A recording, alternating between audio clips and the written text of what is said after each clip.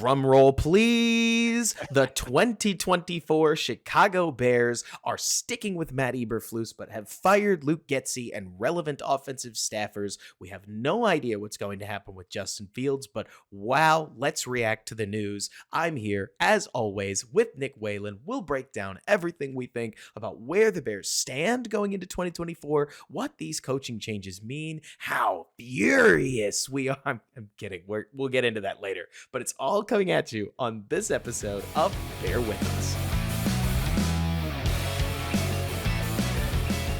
What's going on, everybody, and welcome back to another episode of Bear With Us. I'm your host, Robert Schmitz, editor-in-chief of Da Bears blog, right here along with my co-host, Nick Whalen of Football Guys. And look, Nick, maybe it's because we're talking about this at 9:33 p.m. on a Wednesday, more than 6 hours after the presser where the Bears released their intentions, and that's 9 hours after Tom Pelissero broke the news. But look, I don't even think we're being homers. We're just not furious about what's going on. Let's start there. Is part of this because it was about as Bears expectation as it could be? Because this news didn't surprise me. What did you think? No, I didn't. Well, we talked about it for weeks, right? It was possible because of the turnaround that they had that they would keep Matt Eberflus. And I think part of it too is, y'all, like, we need to be realistic.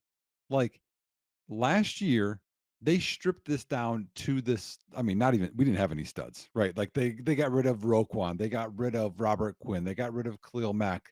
They didn't have a first round pick, right? Like, they got rid of all of the money.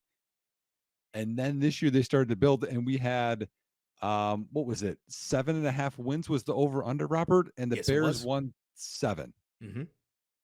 And like, that's is that not kind of the expectation? I mean, and he hit that. I know we wanted more.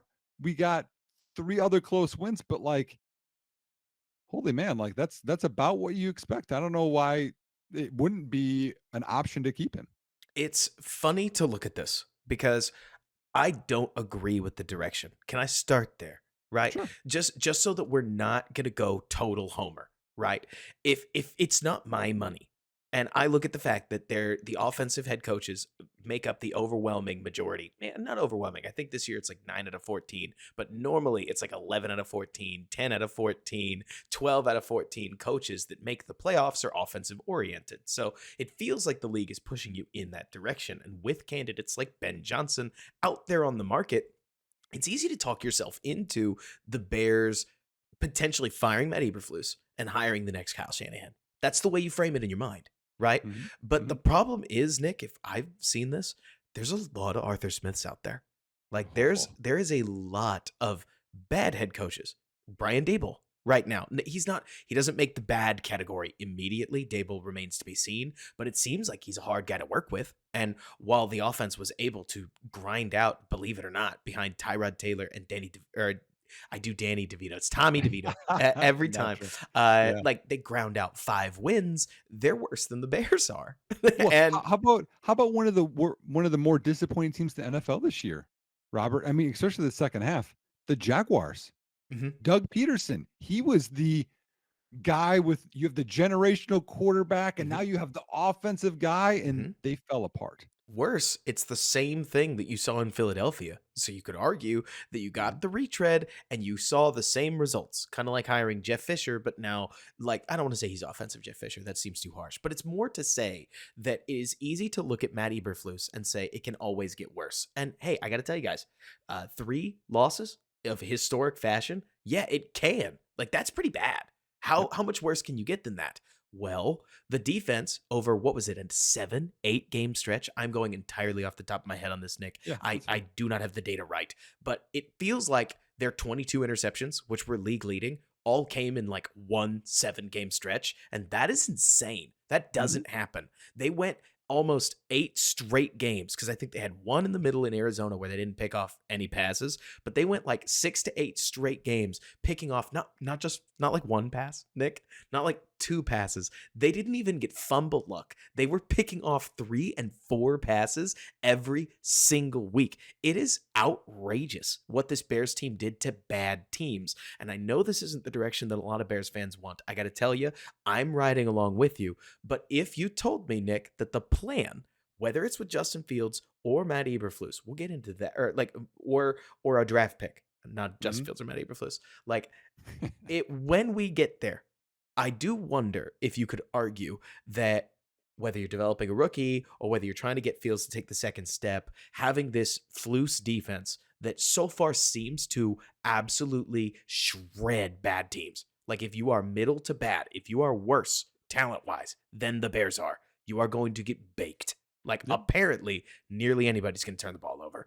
If Mhm. you're better than the Bears, yeah, you may hang like 30 on them. Like you may have a Yeah. pretty good offensive day. Or in the case of Green Bay, they may make you grind out every single series, but you may grind out a lot of series and Mhm. protect the ball, slow it down, blah, blah, blah, blah, blah. When I look at this going forward, it's not the direction, I can't say that enough, that I would have picked, but it still gives the Bears the opportunity to turn into either the Pittsburgh Steelers, a franchise I know a lot of owners want to model themselves out of after. I know that Bears fans may not, but a lot of owners want to.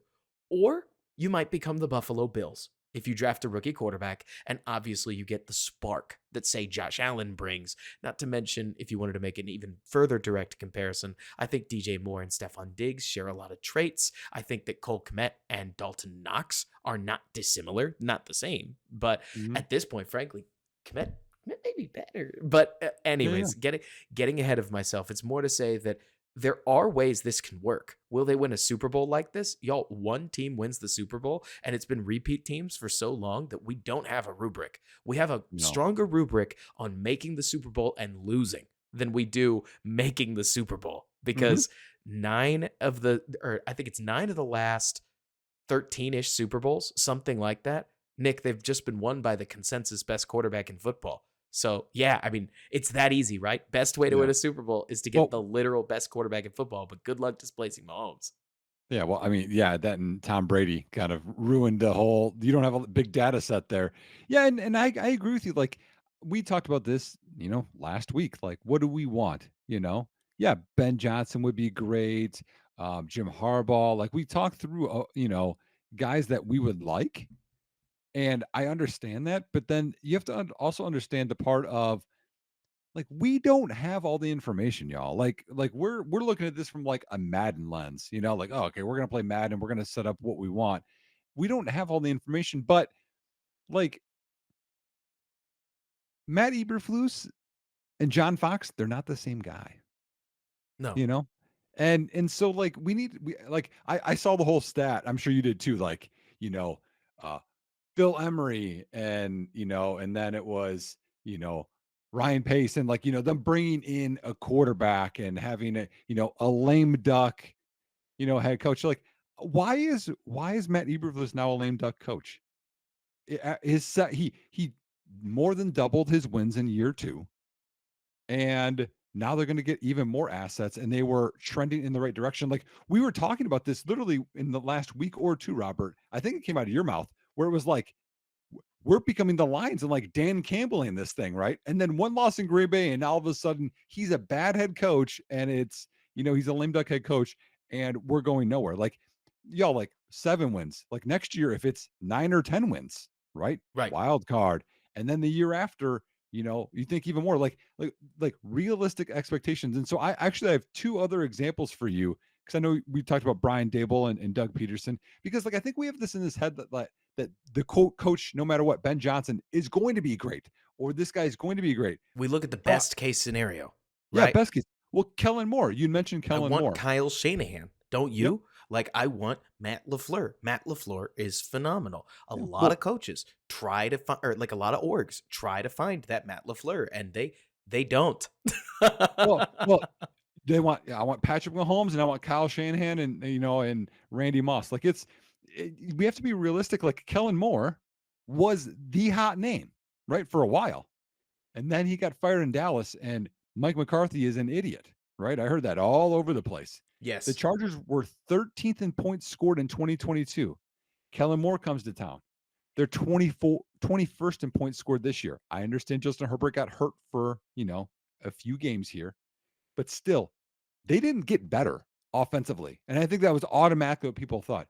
Another one, here's a question for you. Yes. Brian Billick, great coach, Mhm. right? He's in there. I mean, I think people think Hall of Fame. I don't know. Maybe he's in the Hall of Fame. I don't know. He was the offensive coordinator for again, this is going to go back a few years, Bears fans, that 1998 Vikings team, right? You had Chris Carter, Mm-hmm. Jake Reed, and the rookie Randy Moss. And it was Randall Cunningham just chucking Just deep chucking passes bombs. and Robert Smith, they're handed off to, right? They got upset by the Dirty Bird Falcons, Jamal Anderson, right? Okay. So one of the best offenses in NFL history. Next year, he gets a head coaching gig, right? That's what happens. The hotshot That's OC what you gets do. the head coaching You gig, want that right? offensive mind, baby. Yep. He was the OC. He was the head coach for the Ravens, Robert, for 9 years. How many top 10 scoring offenses did they have in those 9 years? Oh, man. 3. 0. Oh, man. I should have known it was a none of the above answer. Like, And come on. that's That's just what I looked up too. freaking That's what teacher giving I me. didn't search for that. Like, I I just looked up should have one of them. known. So, like, again, y'all, I'm not saying Matt Eberflus is the best, but I'm also not saying he's the worst because offensive guys could work. They could not work. It's the same debate with So, Caleb Williams could be elite or he could not be great. Like, we don't know. But what we do know is the Bears are turning it around. They saw that. And that we kind of have to trust what Ryan Poles and them see behind closed doors and what the players are saying. They like Matt Eberflus. Nick, let's go even further beyond that, right? Coaching, the word, the buzzword, right? What is it usually used to say? It's usually used to say, my favorite players are better than this. We are only losing because of this doofus that's running the show, right? Mm-hmm. And I totally get it. I am somebody who talks about how Luke Getsy's schemes were not very good. Like, for instance, one of my favorite plays to talk about, the one that Brian Baldinger, I'm actually shocked because dude's been watching nearly every Bears tape. Maybe he likes the Bears. Maybe he likes Bears fans' engagement on social media platforms. I know I do. Like, we all, anyways, love you guys. You guys are great. We're a hardcore fan base. And so he tells us, I can't believe I've never seen this play before. Just a little while ago. I love you, Baldy. You are an awesome analyst. But we ran that play like 3-4 weeks ago. We ran it again 2 more weeks ago. Like the Trent What Taylor, was it?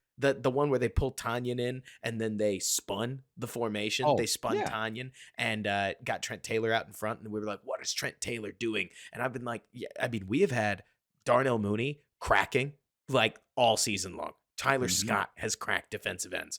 That wasn't the issue. The issue is that it was telegraphed, Nick. The problem is that Tanyan spun, but like just a fraction of a second before the snap, and Gary picked up on it because why on earth is 80 Trent Taylor and Robert Tanyan split out wide and motioning in? What is going on here? Oh, he turned. They're running that thing. Just struck upfield. And honestly, you could have had ESB there. No chance. Like, not an edge rusher that good, not with that kind of power. And it's more to say, Nick, that to me, there were all kinds of opportunities that Luke Getsy left on the table, and seeing him replaced, that's the big win, isn't it? Yes, I would love better direction going forward. Don't get me wrong, but I can't help and look at all kinds of these teams across the league. Quick segue, Nick, and I mean, there's a common thread between the 49ers, between the 49ers and I'm thinking good offensive teams, the Cowboys, the Dolphins, like who are some other strong offensive teams that come to mind? In this case, I mean, Baltimore is one of the best teams in the league. I mean, their Baltimore offense is. is currently top 10. Yep. So I mean, let's go with those 4. What's the sure. common thread between them?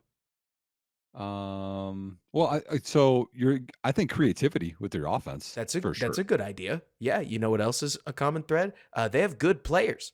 I mean, it is so easy to overrate the obvious impact, Nick, of being a better team.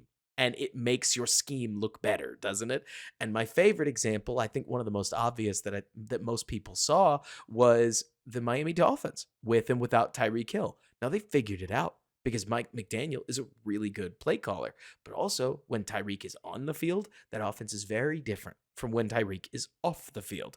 And I say this, Nick, because for as much as I absolutely believe coaching is so important, we can also turn football into, yeah, we're only losing because of our stupid coach. Like to find one scapegoat. And this Bears team always needed another season to make the talent on the roster better, especially when by the end of the season, our roster or our wide receiver room was closer to 2022 than anybody would want to admit, with Darnell Mooney shelved and Chase Claypool nowhere near it. Like this was supposed to be a 3 strong receiver team plus Cole Kmet. We ended the season at 1 wide receiver again and Tyler Scott as our wide receiver too. So a season of tuning up the talent on it is much needed.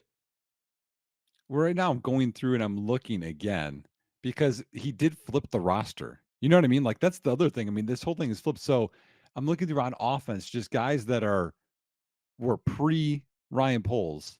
Offensively, you have Mooney, Borum, Tevin Jenkins, Cody Whitehair, Cole Kmet, Justin Fields, Herbert. Defensively, oh boy, Jaylen Johnson and Eddie Jackson.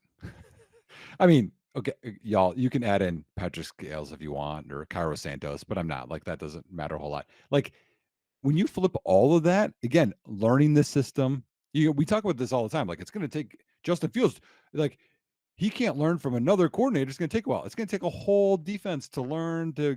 I mean, you got Edwards and Edmonds, and they actually switched some positions there, right? Edwards was the Mike in Philly. He had to go to play Will. Like it's going to take a while to learn all this. So like they're still gelling a bit. So Mhm. and I think that's a key part to this whole coaching part. You kind of mentioned before is like this is a 4-3 scheme. Before Chicago's the 34 scheme, right? And I Yep. know that's not huge anymore. I think Right. defense had to be multiple, but like getting guys to fit roles into systems, same thing on offense, right? Having, the Mercedes Lewis and the whatever, like once you have those guys in place, ah, let's get a whole new head coach and GM and let's redo the whole thing again. Then you go through the whole cycle again. Like we still haven't seen this come to fruition yet. Especially when, I mean, Nick, I know a lot of people don't want to talk about this, but you look at teams like the 49ers. Everybody talks about how they want to become the 49ers, right? Last year, they talked about how they wanted to become the Eagles, who immediately unbecame the Eagles. And Ooh. suddenly, the best laid foundation in football has cracks in it right now. And there's a vibe. We'll see if it happens that the plucky, barely playoff ready, like Bucks team might bounce the hallowed once great Eagles team in the first round of the wild card. We will see, right? It would be a hell of a Baker game if we saw it. And That's what I had picked. That my predictions. I I have mean, them beating Dave them. Canellis and what he's doing right there is to be massively praised. Plus, I think, anyways, this is not a playoff pod. We can do that at the end, just for fun, right? All right. But it's more to say, Nick, that right now we're talking about the Niners, right? Because the Niners, according to most people, if you boil down what they're saying, are so elite that this dumb dingus 7th round pick is running their offense at an elite level. And first of all, I do think that mutes how well Brock Purdy's playing. He's simply too good at the position that he is playing to get the disrespect that I think he does from a lot of people. Do I think he's an MVP level player? Nick, I'm not trying to go there, right? But plenty of people put him in the lower half of quarterbacks in the NFL. And I'm like, the guy is clearly playing at a top 10 level. You know what I Wow. mean? Yeah, I'm lower half, really? It's like Steven Ruiz and so on and so forth, who I think is a Oh. really great analyst, but he's pressing a little too much on physical ability there when the game really is trickling towards a more mental player. At least Mhm. that's what I think, It's a but mental position, y'all. always has been, right? Mhm. But continuing my role, so to speak, the 49ers were not built in a day. Like everybody talks about becoming the 49ers. Well, the first 4 years of the 49er tenure was a 6-10 season in 2017. That's when they drafted George Kittle. Then the year after that, due to injuries, but also lack of talent, they went 4-12. The year after that, I think they appeared in the Super Bowl. They went 13-3, whatever that was. And then the year after that, right, was the 2020 season where, if again, I'm going entirely off of memory, but if this is the season I think it is, it's when Jimmy tore his ACL immediately in the first game. And then they didn't really have any answers at quarterback. And again, they kind of packed it in. And what'd you say they went? Like another I 6-10 season? Yeah, yep. So that's 3 losing seasons out of 4. Mhm. But because continuity was in place. I know it's such a Bears buzzword right now because you keep getting told that continuity is important the year before somebody gets fired. So they immediately go back on their word. And I get that this thing feels as if it's just another turn on the merry-go-round. But Nick, if you do give this team years to just set, right, to gel, to congeal, then you're going to get fourth year Kyler Gordon in 2 years. Gervon Dexter is a rookie right now. Like, he's not supposed to be legit good until 2025. You know what I'm Hmm. saying? Hmm. That's when you're hoping Gervon Dexter is a legit dog, like not his rookie year and maybe a little bit in his second year, but he's so raw. You're going to give a guy like that time to really flower so that his third and fourth year, he's cheap and useful. And frankly, even then, all he's got to do is turn into what? Roy Robertson Harris? Like, in terms of the level of play he needs to reach, you're not asking him to be Chris Jones. It just feels like a lot of Bears fans are looking at the 49ers, who built themselves on second round picks and fifth round picks and hitting on a free agent and swinging a trade for Trent Williams and drafting a linebacker that people didn't see coming in Fred Warner. Like, they also added obviously like a Reek Armistead, first round pick Brandon Ayuk, but there was not this slew of 6 first round picks that built the 49ers. They still, if memory serves, only have 4 current first round picks playing for them. I mean, let's not forget, this is the organization that drafted Reuben Foster, right? Who Oh yeah. just didn't play for the 49ers at Well, the end of the they day. made Jimmy G the highest paid quarterback in the NFL. They paid who was it? Jerick McKinnon some big money. They brought in Tevin Coleman because he Tevin knew him. It Coleman's the didn't one work I out. always remember. Hmm. And there's tons of things that this 49ers org did wrong. But at the end of the day, they have elite offensive coaching. So maybe the Bears will never get that. But they also have talent that they built in part because they didn't keep changing things to exactly the point you're making, Nick. If you keep shifting up your defensive identity, you're going to keep throwing players out that aren't scheme fits. And if you keep shifting up your offensive identity, you'll never pick a way forward. It's part of why, Nick, I do think there probably needs to be a quarterback decision of some kind in 2024 that you're intending to stay stagnant until 2026. Like, if continuity is the Yep. big Yep. word, we need to pick a direction at quarterback that we think we can ride with for 3 full years. And I know where that leads me, but that's a separate conversation. I have said a lot and given a lot to you. It just makes me feel like I can't help thinking that I get we're impatient. I'm impatient. I want to win games, but we do keep trying to shortcut things where other orgs, not that you knew it at the time, took a longer road to get where they are. And now here they are. Because at least to me, Nick, it does seem like for as much as we talk about how the draft favors teams that are bad, it's rushing it that keeps you from getting to the top. And the teams that get it or get to the top seem to have an easier time staying there. You know what I Hmm. mean? Oh yeah, 100%. Like actually I was going through the 49ers roster and you're right. Like there's a couple of things that stand out to me. And again, we'll come back to the Bears, but so Ayuk they drafted in round 1, Bosa they drafted in round 1, Armstead in round 1, and those are the only 3 first round picks they have starting. They also Yes. drafted Javon Kinlaw and he busted because they traded away I Buckner. counted him in my 4 I because know. at least he's on the roster. Yeah, he's there. But yeah, he didn't do well. But like when you look at their squad, man, they have depth. I mean, Chase Young doesn't start. Randy Gregory, they just signed.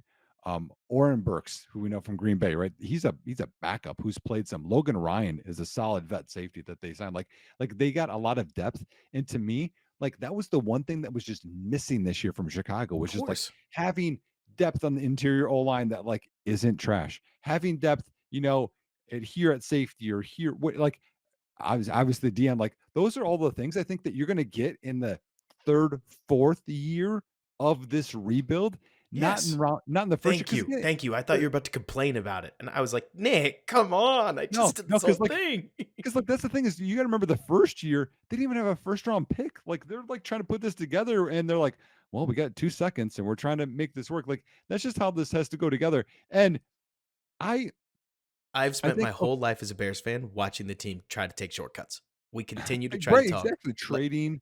mhm. Yeah, and it's well, I And mean, that's what okay, teams do. Like, you look at the bad teams, you look at the Browns, and the bigger issue than because everybody talks about rotating quarterback. Think about rotating the quarterback as a symptom, right? The problem is that we rush everything. and by we, I Mhm. mean the general NFL. The Giants are so quick to declare that they're done.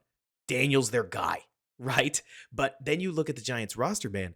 Dude, their best receiver was Wandale Robinson coming Oh, into they're this bad. season. I had Giants guys look me straight in the eyes and say, "Well, Daboll's scheme proved that you don't need receivers." And I was like, "What?" Like, Okay, Carolina. and We heard that, in the that's preseason. that's the thing. It's like I go back to what I was saying earlier. At the end of the day, you need talent, and the Mhm. best thing that I am obsessed with about this current Bears state of being is that if you do want to draft a quarterback, you have pick number 9, where you can either trade back to add more capital or maybe you add a sick weapon, right? Mhm. Like, we'll talk about him in just a minute because suddenly there is a path to Brock Bowers that I think makes sense. We'll get there later. But you have some of the most cap space in the league. Once you get rid of Whitehair, once you get rid of Eddie Jackson. Right now they're Yep. top 10 in cap space, and they're gonna continue to get more as each year goes Mhm. on. For the first time in now 4 years, I think it is, Nick, they're going to be sub 1 mil in dead money come, or like at Yep. least entering the new league year. Don't we love that? Right. And so Well, you the look the at these Danny resources, Trevathan contract finally comes off. right?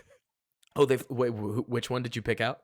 The Danny Trevathan Danny contract Trevathan finally comes comes out. off. Mario Edwards comes out. Jimmy Tariq Graham. Cohen comes out. I do think there's a Jimmy Graham year in there that comes out. Yeah. Like, it's crazy when you think about the echoes of former Bears that we're still feeling in terms of our resources. Mhm. This is effectively the first legit year of what these Bears want to be. And I do think that the talent level on the roster is going to be such that they should swing pretty hard, man. Like, if you feel like I do, the league is in a weird place right now where the best teams are really good, the next set of teams are pretty good, and then there's a pretty big gap between Oh. them and everybody else. You Mhm. can be the top of that heap, I think, easier than people realize, to where maybe you're not competitive with the 49ers. Hopefully you don't draw them on your schedule, right? And then Mhm. you could try to win 11 games, have people around the league saying, "Oh, you're overrated. Who'd you really play?" Doesn't matter. The Steelers are in the playoffs, and I would love to be the Steelers, even if even if that's just part of the stepping stone to become a Super Bowl champion, you Well, know? I think that's who Detroit is, right? Like, you think like, "Oh, hey, they're working their way up," but, like, they're not a legit contender yet because that defense isn't very good, and they have some holes, and Jared Goff's not perfect. Like, you can poke holes in that, but I agree, like, again, what we're talking about is having realistic expectations. Like, instead of and you're gonna see it in Bears Twitter, like, we'll talk about you again on this pod, but, like, okay, go sign Saquon Barkley and then go and get, this guy and spend all of the money. Like, let's not do that. And Kevin Warren talked about this too. He's like, I want to build the right way instead of trying to build too quickly and then you fizzle. Like, you want to build legit. GMs say this all the time. We're going to build through the draft. But I feel like Ryan Poles is the first one that is actually doing it. And when he Right. does sign people, he signs them to good contracts, except for Tremaine Edmonds to be the one that I don't really Well, like. that's the But thing, Nick. There could be a piece of this that's luck. Like, yeah, the Bears wanted to build through the draft. Did they expect Davis Mills to hit the biggest pass of his life I at the love end of Davis week Mills. 22? Oh, no, but he did. And it turned Mhm. into DJ Moore, Darnell Wright, potentially Caleb Williams or Drake May, or a whole slew of other guys. And that doesn't include Tyreek Stevenson. And people keep forgetting about the 2025 6. And that's a sweet one that I can't wait to just roll up to next year and be like, "Oh yeah, there's still another pick from this move," You, right? you well, actually, what I again the trade down scenario that I always think about, from trading back from one, if we did that route, and within the package of picks, if you get a second next year, right? I Hmm. keep thinking of like, oh yeah, we'll just roll into that draft, and by the time the second round comes around, you have 3 second round picks. I'd be like, oh, that would just be amazing It'd because be great, second round picks are like perfect because they're that they don't have the fifth year option, but they still have starting capability. And that's the thing through the draft is and they like could surprise you, once you get past the second round, they're role players. They're not really going to be starters right? for you. But anyways, I know we're Look, diving super far oh away. no, that's what we do on this podcast, and I hope it's what people like. By the way, if you made it to this point, thank you. We're up to 60 reviews on Spotify and 33 reviews on Apple Podcasts. I am counting. So, if Nice. possible, let's see if we can't get those numbers up even more. Hit us with some 5-star reviews. We can't. I can't tell you how much we appreciate it on either both platforms or one platform. We want to grow the podcast as much as we can. Better reviews means more listeners. More listeners means more potential that Nick and I could try to make enough to continue to explain this to our significant others. The whole Mhm. reason we would like to push this is just so that we can make you more stuff. But Yep. anyways, getting Yep. back to it.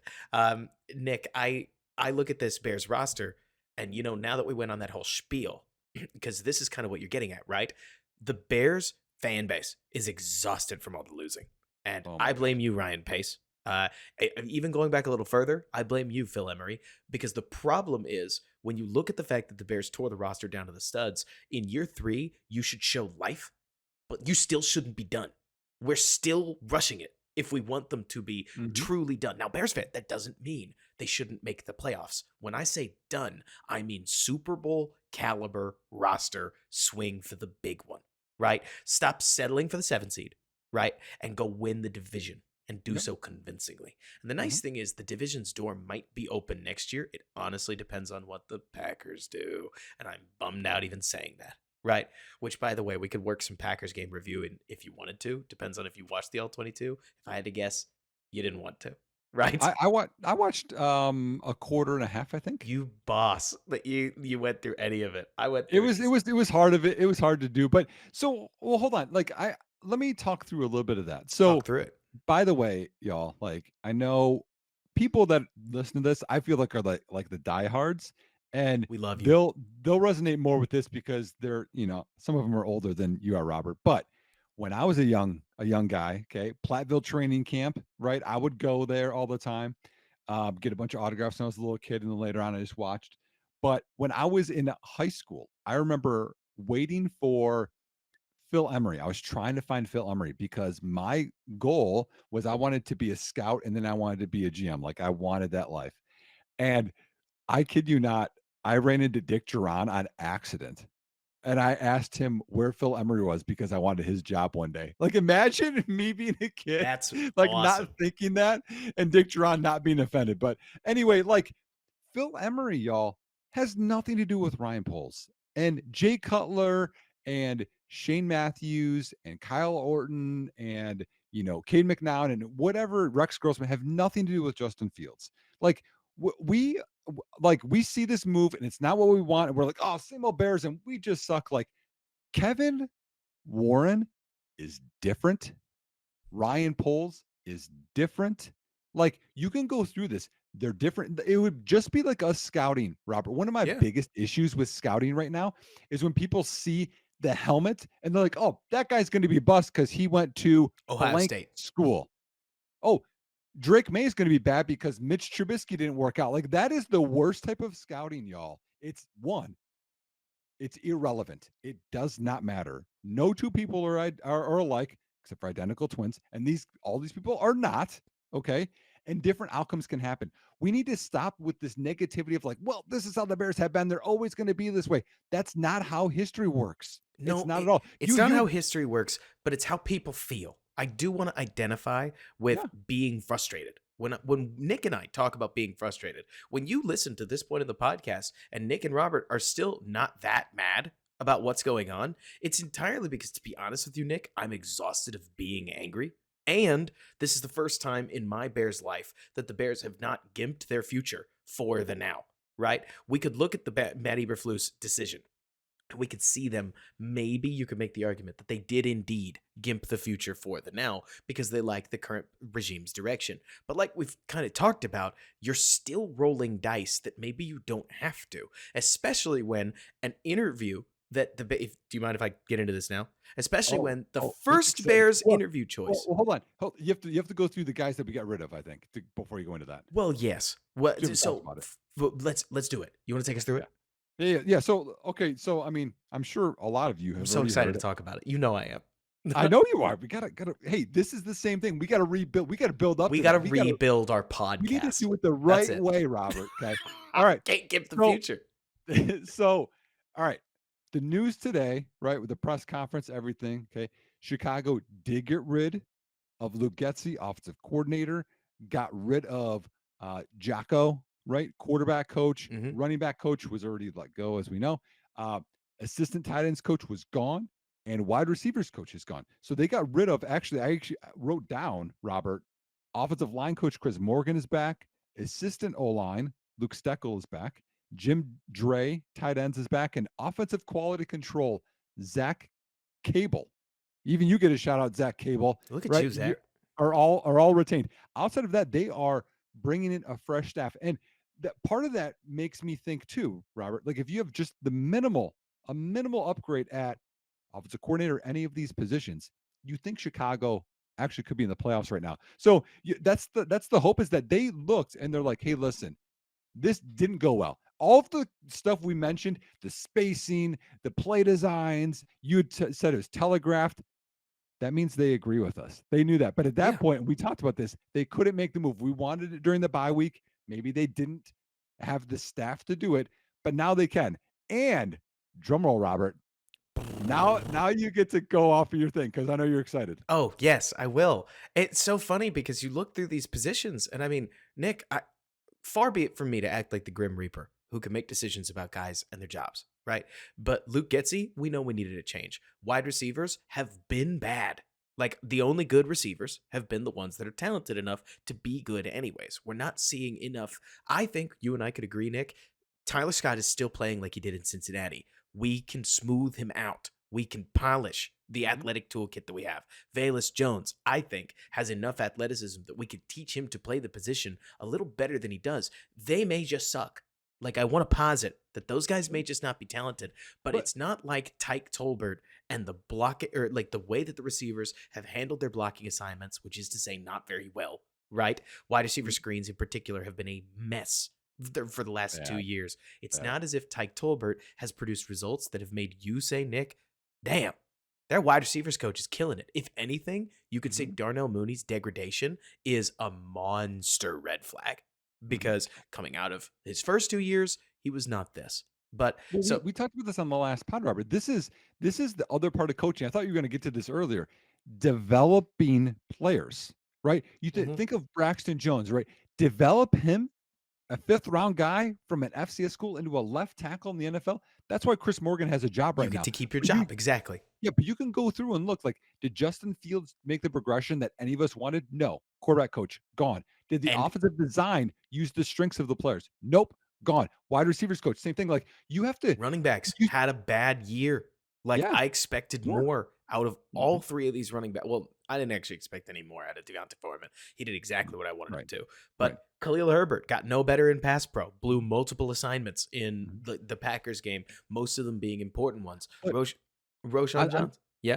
Sorry, but on the other side, Robert, on defense, you can see the development. Yes, You you can can. see the young guys taking steps, or how these guys, maybe it didn't work weeks 1, 2, 3, but they developed and they gelled and they made it work despite Right. no defensive coordinator. And you're like, hey, maybe these position coaches know what they're doing. They're making the most out of what they have, even if we're going to get another edge, we should next year. Like, and that's the coaching part of Right. it that we're excited about, that you're going to get developmental guys and hopefully they'll get new ones. And everybody in Bears Twitter right now is talking about how are the Bears going to get any better at offensive coordinator? They got this crappy job with this lame duck coach. We can get to that later.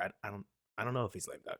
I really don't. But anyways, they got this lame duck head coach, crappy position. They're committing to Fields, maybe. We don't know. But who's going to want to come into Chicago and coach for a year? Well, their first official interview request is with Shane Waldron, the former Seattle head coach, or the former Seattle offensive coordinator. He is a Shanahan mind. If you're a fan of the Play Callers series, he comes directly from this tree and has done work at Los Angeles with Sean McVay directly. So you're getting an acolyte from the Shanahan tree, for better or for worse. But my favorite part about this, Nick, is that he has a 2-year play calling history. He's got an extensive offensive background. This isn't, you said, is it 3 years?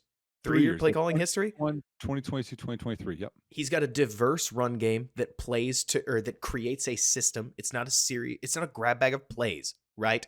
It is a cohesive system that, in Seattle, the offense wasn't perfect, right? If the offense was perfect, he wouldn't be interviewing with the Bears right now for an offensive coordinator job. But it's more to say, Nick, that with an interview like Waldron, I believe the Bears are declaring that in good faith, they legitimately attempt to make the offensive coordinator position better than it was last year, even though Matt Eberflus is staying. It looks to me like they have now divided the defensive side of the ball and the offensive side of the ball, and they are looking to create on purpose like a spot in the league where if you are an upstart offensive coordinator that doesn't get the head coaching interviews you want, come to Chicago.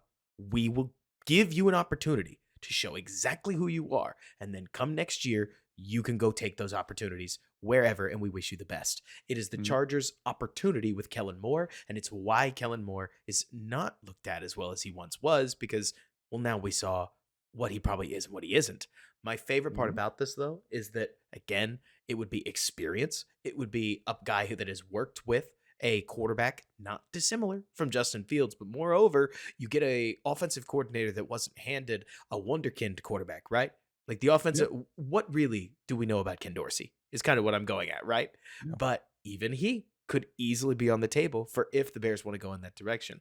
I can't help but look at this and say, if you told me there were Bears fans not long ago that wanted Shane Waldron as a potential head coach, Nick. Yes. So Yes. seeing the Bears declare that he is going to be at least their first interview option, I wouldn't be surprised if they're going really hard after him. I mean, this Well, is that's how the tweet looks, though. So, like, Tom Pelissaro broke this, y'all, and mhm. also me and Robert were talking for a few minutes before the pod when this tweet came out, and Robert was like, "Oh my gosh, get your phone, go look at Twitter!" Like he was like so pumped. It's He was probably at a 9, and I think like a touchdown pass from Justin Fields to DJ Moore to on that penalty against right. Detroit was probably a 10. Like he was at a 9, I think. And that's because, Nick, look, I'm going to be very blunt with you guys. I haven't studied Waldron's scheme extensively. When I watch them, they look like they're well coordinated, but Yep. that's the broadcast. I know that. It's more this idea that I have watched Bears fans pine for this guy on Reddit, on Twitter, etc.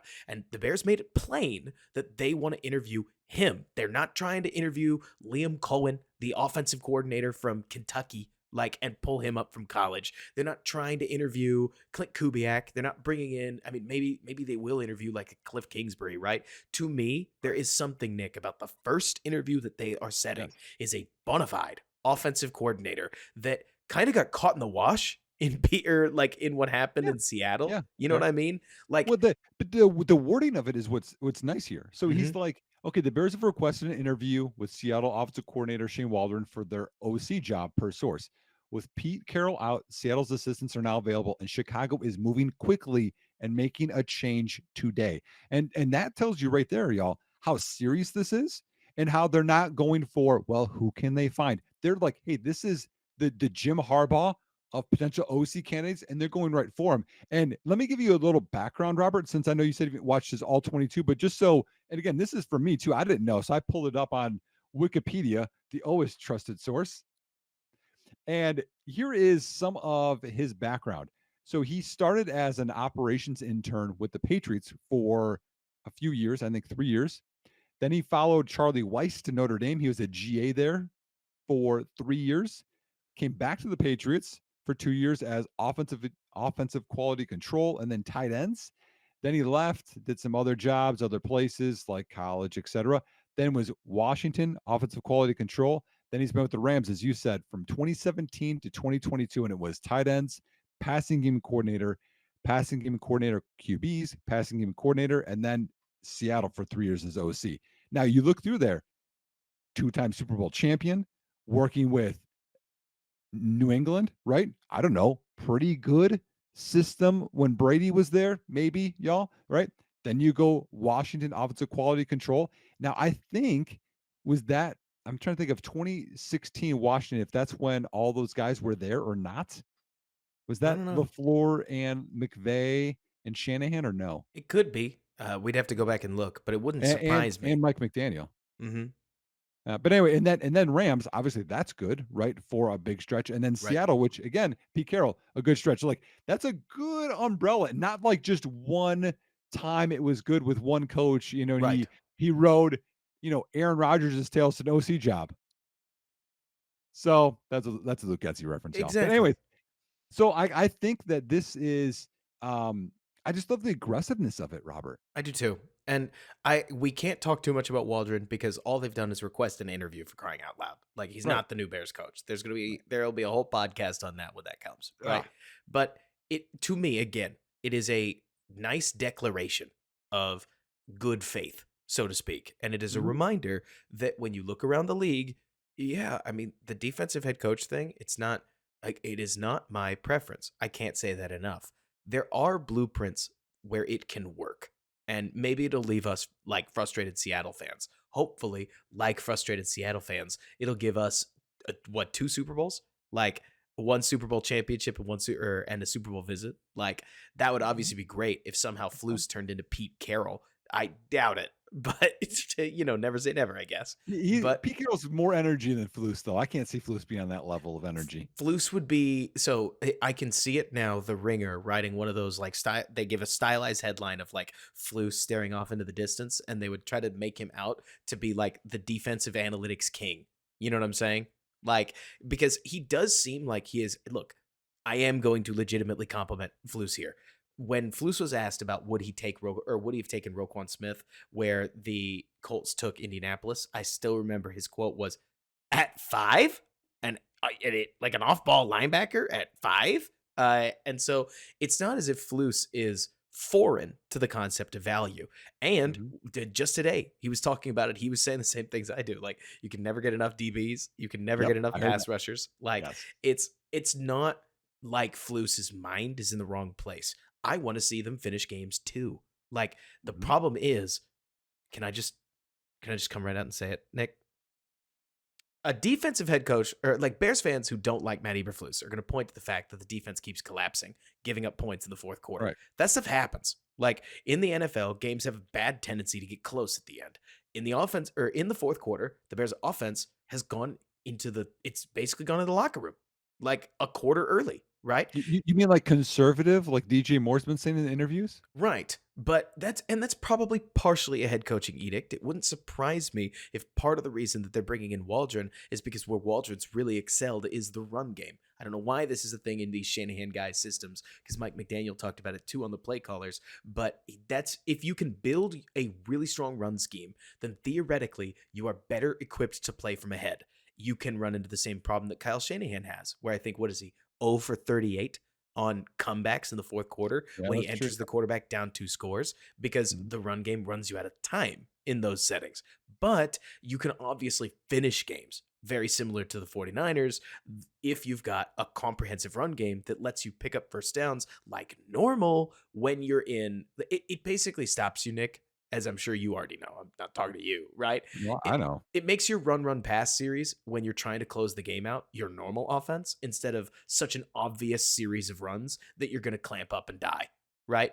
Well, I mean, as an offensive guy, as an OC before, like it matters so much more of how you marry the two together. Yes. Because and you have to have that aggressiveness to you to take shots down the field, but you want it to look like outside zone. You want it to look like duo, and then that's the play action off of it. Because you know, you had talked about the telegraphed play, right? Where Rashawn Gary shot through. Yep. The smart OC would have known that Gary would do that and would have a play where the spin would happen, but it would be a inside run inside of Gary. Something like Play that, off of or it. a screen just in front of there, or a tight end turns around, like that. That's the layering that you need to do. And I'll tell you, as an OC before, like it's fun when you can do that, and then you're Oh in yeah. their head. They're just like, oh, I don't even know what to do, and that's when you can get defensive players to think instead of react, and then you're going to win a lot of ball games. So, And um, I can't help but I'm think, yeah. go ahead. I can't help but think that another thing that should be fun about this Bears setup is that, so look, my opinion, there are probably 25 fan bases out there that think that they have the worst offensive coordinator in the league, right? It's going to follow the same rule as the offensive line, right? When you're not succeeding, who are you going to blame? Well, Well, it couldn't be the players, well, right? but also, I think 32 fan bases think they don't have enough weapons either. Well, sure, right? Absolutely. But also, a lot of fan bases don't think about weapons. I like my guys. Tyler Scott's good, right? Like that kind of attitude, Yeah, yeah, yeah. Robert Tanya can play. He's not a shell of himself. Like it's the play caller's fault. So you're going to see plenty of Seattle fans out there that have issues with Shane Waldron, but you look at their PFF grades, for instance, they ended up with the 11th best offense in football. They ended up with the, let me see, what is this? The 10th best passing grade in football. They ended up with the 6th best receiving grade in football. They ended up with the 10th best running grade in football, and they're tanked by their offensive line. So I couldn't tell you, because I don't know how talented that Seattle offensive line is supposed to be. But I will tell you, Nick, for better or for worse, PFF grades, like the players get a boon when they're put in position to succeed and they just succeed. Like PFF grades don't take into account ease of assignment at all. And a lot of the worst graded players are often the ones that are left out to die one way or another, right? So the fact that that you see the Seattle Seahawks grading in these categories, I mean, definitely, to use receiver as an example that I know, it's not as if Tyler Lockett and DK Metcalf are an undangerous receiving group. So I completely understand why they've got solid marks there. But also, to me, you look at everybody but DJ Moore on the Bears, and the fact that the Seattle Seahawks have obviously got some guys, at least in PFF's opinion, that have done a little more than the reserve weapons have for Chicago, tells me that there are plenty of guys being put in position to succeed. And all I can hope for is an offensive coordinator that, again, gets us better than where we were, right? And to be honest with you, Nick, just saying this, I don't really care about Liam Cohen's opinion on Justin Fields versus Caleb Williams. But if you bring in somebody that has some NFL experience and they get to make a decision, it's not the same as Ben Johnson coming in and picking his direction, but at least I'm happy that there's a voice that's had some time in the NFL to pick this thing out. You know what I'm saying? Right. Well, so I think that could be a good segue to talking about where we've been, because you talked about some stats from Seattle, and I have a bunch of stats Where because have the again, Bears been, Nick? this is the end of the year. How did Chicago do as an offensive team? I have their PFF rankings for the players, and then I have the same for defense. So I think it could be a good little segue into some of that. So Chicago was the 20, and again, I'm using Pro Football Reference, y'all, because I know we can use lots of this stuff, DVOA and all that stuff. They have an expected points added. So Chicago was the 23rd overall offense, 18th most points scored. Now, here's something interesting, Robert. 18th in points scored, 13th in points per drive. So right there, if they got more drives in, they would be way, way higher in terms of their efficiency, which is good. 20th in yards, 22nd in yards per play. So that's down. That's not as good. 21st in turnovers. I think that's expected. Tied for 24th in net yards gained per pass attempt. 6th in rushing. Offense for EPA, 2nd in yards gained, 6th in yards per attempt. Tied for 18th in penalties committed by the team and accepted. Now that's an improvement, because wasn't it last year they were really high in penalties? I think so. I mean, I've always seen penalties as something that comes and goes, right? Right. But I just thought like his teams in the past were really low, and like last year was high. But anyways, they're 12th in percentage of drives ending with a score, 20th in percent of drives ending in a turnover, expected. Let's see here. 28th in interception percentage, 27th in overall passing offense, 21st in touchdown percentage. And again, like interception percentage and touchdown percentage, y'all, that's the amount of touchdowns you have, and then also pass attempts. So it's really dependent on your efficiency there. Speaking of efficiency, completion percentage 24th, sack percentage 26th, not good. Third down percentage 12th, fourth down percentage tied for 16th. Red zone percentage, again, red zone trips turned into touchdowns, 13th, and then starting field position was 9th. Anything stand out there for you, Robert? It's funny when you look at the season totals, right? Because I bet you, and look, I think the following is about to be true for all kinds of teams. After all, like if you split the Bears' results between their results against teams with winning records and their results against teams with losing records, I think that they would be, like the offense in particular, fired against bad teams and tended to sputter pretty hard against solid defenses. Now, that's just my eye test speaking, right? Because you talk about the red zone thing. Man, Arizona was not keeping us out of the red zone. Like if we got to the 20, we were getting in, no question, right? Yep. compare that to the Packers game where you almost knew the moment that the first play didn't go well at the 15, they weren't scoring. Yep. Like, and it was a frustrating experience, especially against the Joe Barry defense that's not that hard to pass on if you Not good. just throw Yep. the ball, right? But that's a whole separate question. I mean, what you're talking about makes total sense. Like, Justin Fields Mhm. in particular is going to be a plus rusher and maybe a negative on your passing game, at least from the efficiency perspective. Mhm. It's the end of the season. I don't think that Fields finished at the level that either of us wanted him to. I don't think that he's some terrible quarterback as the way that he's being made out to be, right? The truth Mhm. is somewhere in the middle. Let's start there. Do you think that's fair?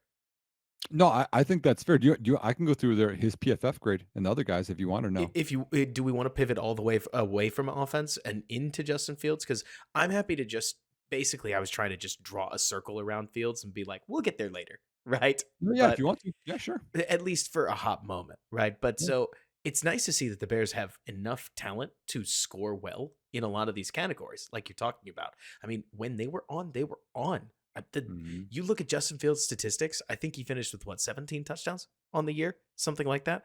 It is hilarious to look at the fact that 8 of those really did come in 2 games. And in Mhm. those games, the Bears scored like crazy. Like they wouldn't just output good offensive days. They would output the offensive days that get you a high points per game average. And then we'd have a couple others that didn't go so well. But Mhm. overall, I actually think, Nick, that the offensive foundation is better than I think a lot of Bears fans think it is from a talent perspective. But having a better coordinator would weaponize a lot of it, like in a much better fashion. And I think that they need, what do you think, 3 or 4 key acquisitions in terms of solid free agents plus some top end talent to really take them over the top and get them in that top 10. It's not Oh, hard to be top 18. It is definitely hard to be top 10. That middle pack yes. is a war zone. You know what I Yep. mean? Yep. Yeah. Well, I think so for sure. Because I mean, you can look at well, like here, like I don't have to go through all of the PFF grades. I mean, if you want me to, let me know. But like you look at wide receiver. Okay, so DJ Moore finished ninth, and again, this is by their position. But Mooney was 107, and Tyler Scott was 114. Like there's 32 teams. Okay, so 32 teams have 3 receivers. Okay, or I'm sorry, 31 teams. They would have 3 receivers go through before Chicago would have their second one Right. come up. Like that's pathetic. You go through center, right? Obviously, I have talked about Lucas Patrick a lot throughout this podcast. Sorry, Lucas, if you listen. Sorry, Lucas. 32nd out of 37 centers. Like not acceptable. Um, we need better from Nate Davis. I don't even know if it's like I think he gets another shot next year, but you bring competition. He finished 61st out of 81 guards. I think we said this on the last podcast that we did, and if not, I'll repeat myself, and I'm happy to. But Mm, Nate Davis, you saw flashes of proper technique. Like Lucas Patrick was just a matter of getting bullied, right? yeah, Like yeah, if he survived, he was surviving plays. There were a lot of reps that Nate Davis flat won against all kinds of different players, but he was so inconsistent because when he yes, lost, he took massive losses. That if you felt like I did, Nick, every week I watched the tape, I was like, yeah, Nate had a bad game, but he should turn it around next week. yep, And we just finished the season, he didn't, right? yep. So And so like also like is that scheme too? Because like he was really successful in his own scheme previous. Like that's what has my wheels turning. Because like so like to answer your question, like center, wide receiver two at least, maybe wide receiver three, but then also like maybe guard, like and that's without even talking quarterback. right. I think personally, I think that you want a wide receiver 2 in free agency that can flex to the 3. Like I keep using the name Tyler Boyd because I think it helps show what I'm thinking. Yeah, I'd love Michael Pittman, right? But like let's get there when we get there, you know? I'm starting at This Tyler. is the realistic part, right? This is the building blocks part. Exactly. Because if you get Tyler Boyd and then you draft a receiver, let's say it's Roma Dunze. Let's say that I don't spend all offseason talking about how the Bears are going to add a receiver and then they don't in the first round. They add him in the second round, which is totally possible, right? But listen, y'all, like, and I've talked too about double dipping. Like, I like a lot of the receivers in this class. Holy buckets. Even okay, a lot of us probably watched the national championship game. Hmm. Even when you go to Washington, you talk about McMillan and Polk. those two guys can ball. You get them in day two. Like you add them in, you add Kean Coleman in, you add in Xavier Leggett. Like there's a lot of receivers. Burton from Bama. I was gonna say Georgia. He was there as well. Like there's a lot of talented receivers. Lot of talented receivers. I mean, if you told me that the Bears came away with like the one that I keep seeing, because analytics have said that he did not have a great year, as well as a couple other guys, is I do wonder if the NFL is basically going to slide Keon Coleman into the second round, to which I'd be like, haha, sure. Like, let him. I'll You take know it. who he reminds me of a little bit? Tell me. A guy that we had just talked about, DK Metcalf.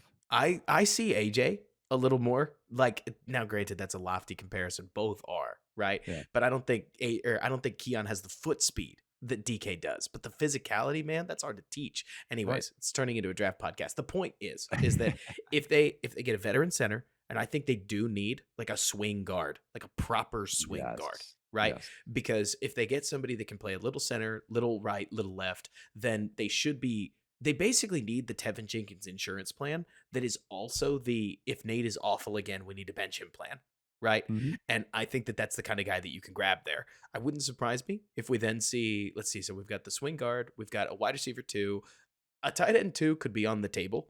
We talked about Waldron earlier. He uses a lot of heavy personnel. Yeah. So if you are going to play 45%, 45% in your what is it? Like 12 personnel. Well, okay, fine, Nick. Okay, fine. I guess Bowers makes sense. For Well, me, I mean, yeah, I wouldn't be mad at it. But I think what we're talking about too is that's just in terms of like the high end guys. Like I want we talked about this, like the building blocks. Like you want yes, the depth. I want developmental guard that we like I would in like a developmental tight round end. Can we please 4. get a young tight end? Yes, Like I wanted developmental one tight so end. bad last year, but it's Mhm. all to say that the Bears have an entire draft class to work this out. Sans the Feeney pick. RIP. I don't think that was worth it, but that's No, not like at all. Not when I saw some low snaps in like the only other game that he played last week. Like, apparently, Chris bro. Morgan just doesn't want the centers to snap well because we see that all the time. One other thing I do want to mention while we're on the topic of draft and center, if the Bears do draft a center, which would be neat, don't expect him to be good fast. It just doesn't No, happen. no. Traditionally speaking, I think that if they do draft like a Cedric Van Pran, they need to bring him in to be a GC, right? Like to be that interior swing Mhm. guard. For instance, it would be nice if he started. It would be great if he beat out a veteran, but I think you got to get a veteran now because rookie or Justin, you want somebody that can step in and play and at least play at a serviceable level. Well, we talked about this early in the year, but for those that missed this, so the center, everyone talked about Chicago drafting John Michael Schmitz, right? Minnesota, you have to get him in round 2. He's going to fix everything. He finished 37 out of 37 centers according to PFF by a margin, Robert, by 2.9 from That the sucks. 36th guy. That He was sucks. bad. That is that is not great, especially because it fits my agenda of needing athletic guys. Because Joe Tidman though finished 22nd. So if you want to dadgummit, use that one, go ahead. that totally fits what I'm going after, And we did not plan that one. So man. I also think like if we want to, I could do defense quick because then we can talk about that and then we can roll into your Fields conversation Well, if you we want. should totally stick to offense, if only just because of the main thing that I know I'm looking at. Like, we can get to defense in a hot minute, but everybody knows that the defense got pretty good by the end of the year, right? It's Oh that yeah. offense that I think the cool thing about everything that you outlined is that the bones are here for something that is just not terrible. You add some key pieces, and you might actually push them over the top a little bit. You talk about the yards per play. The biggest problem this offense had is that it was so feast or famine. Did you feel that way? On a Oh yeah. play to play basis, if they couldn't create an explosive on the drive, then they'd stall out very Mhm. quickly. It But was a like yeah. you were still 22nd in yards per play, Robert. Like that's the thing. Like, with a again bad OC, I think we can say that. I mean, whatever you want to grade that as, is that's bottom 5, bottom 10, whatever. Bad OC. You have a bad center and basically no wide receiver 2, and there were 22nd in yards per play. I'm Like the potential is there, man. not to mention Nick. Look, just blowing it out or like going after this, right? You do have to kind of pick a lane here. where if you don't think Justin Fields is very good, well, they were still 13th or 12th in points per drive, right? If you do think Justin Fields is really good, well, they were 22nd in yards per play, and you probably think that Luke Getsy is really that terrible, and that bringing in a new offensive coordinator is just gonna make them so good. I think the truth is somewhere in the middle on everything, right? Yeah. Like on everything. But I look at this Bears team, and like you're talking about, Nick, it's funny to me that DJ begged them to be more explosive. I thought they tried to be too explosive against the Packers. I can't help but see that the biggest problem they have is that when they can't hit the slot fade down the sideline because Justin feels like it's covered, they don't have an option that moves the No, chains. You know what I no. mean? No, They're give me an under, give me a slant, give me something like that. and sometimes it's kind of there, but we have an issue throwing it. Like I know that there was one play in particular where Justin Fields looks down the barrel of a slot fade to Valus that I think he could throw, but that doesn't really matter. And then on the other side of the concept, you've got a curl that's poorly spaced with a dig behind it. The what did you call it? The whirl concept. Like Mhm. and DJ's open on it. We don't throw it. We end up taking a sack. Would have been a tough play. Don't let me tell you that it's easy, but it's more to say, Nick, that there's this constant balance, right? Between are we going to adjust so hard to Fields wanting to throw deep that we don't allow ourselves to have pressure release Yeah. answers that get us out of these sacks, 5 sacks in 25 dropbacks. And that's being generous on how many dropbacks there were, because that includes some QB draws, is too many sacks. You are going to Mhm. lose that game, Mhm. probably. But Yeah. so getting Did beyond did that, you yeah, so I've actually have a question for you, and this is just again, people are listening, but I have a question for you. right. So was that the play when they had the bunch and Trent Taylor did the pivot route and came back inside and Not Fields that got one. sacked? Not that one specifically. So That one did was you not Fields at all, I didn't think. okay, did now I had someone, again, a Packers fan, trying to tell me on Twitter that that was Fields' fault because initially he, again, took a screenshot and says, "Well, you should throw this outside to Trent Taylor." I'm like, "He's coming back inside." Then he comes back inside. He's like, "Well, he should have threw it with anticipation." I'm like, I think So I think Wyatt beat Jenkins too quickly, right?" I grade every quarterback on their curve, right? For better or for worse, Nick, I'm asking Justin Fields to give me some low A anticipation in some of these cases. Yes. Like, for anybody out there, I'm not asking Justin Fields to be Brock Purdy. He's not. Like, he's Nope. he's not Brock. There are things that he's going to do. For instance, Nick, to use an example criticism, I want Justin Fields to throw the 50-50 ball more. Like, I know Mhm. you can. Your placement is good. This is what you're good at. If you see a thing or if you see a slot fade that you think even maybe I can fit that in, just throw it. Because the part where we hang on the read and then try to get to read number two, we're on to read number two a little bit late. We didn't move in the pocket. Braxton took a slow L with dignity, but it's still an L and we eat a sack. Man, that stuff doesn't play, if you ask Mhm. me. Like, Purdy might not have the arm to throw that specific slot fade. You do. Play in your Yeah, yeah. wheelhouse. You know what I Oh, mean? for sure. Yeah. But Yeah. getting back to it, you would have to be Purdy and you'd have to loft the anticipation ball to get it to Trent Taylor. And if you did, the linebacker picks it off. Like the one on the inside Yeah, that yeah. Trent would be whipping into. The bigger Uh-huh. problem there is that the Bears made it very plain that they were running a half field concept. And so the Packers just stuffed an extra guy over there and had everything slotted. Like that one was just a breakdown. It's so predictable, man. So, Which goes back into the whole crux of the issue that yes. the Bears did such a good job. I think the Bears bullied teams that were worse than them. You look at Atlanta, you look at Arizona, you look at Detroit. Why is he bringing up Detroit? They're better than the Bears. Not on offense. They weren't. Like the Bears had talent that was matching up really well with everything that Detroit could throw at them. The Browns game and games like it, they didn't have creative answers, whether at the quarterback position, but more realistically at the offensive coordinator position, to beat the fact that they were losing nearly every matchup that they had. Right. And you do have to be able to score more than 3 points if you want to win in the NFL.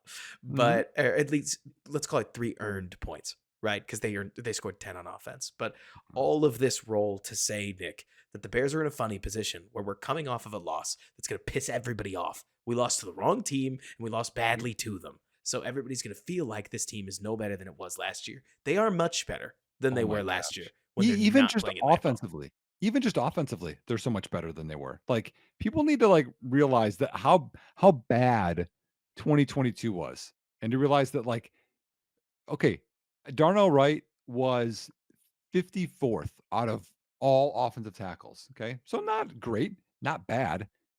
That's better than the Larry Borum and I can't even remember his name, Robert. Who's the guy? He's in New England now. Who's their right tackle last year? Oh gosh, the one in New England? Yes, he went there afterwards. We signed him like I'm right. struggling so bad. Is it Oh, I not can't Isaiah think of his name. Wynn or is he See, left now tackle?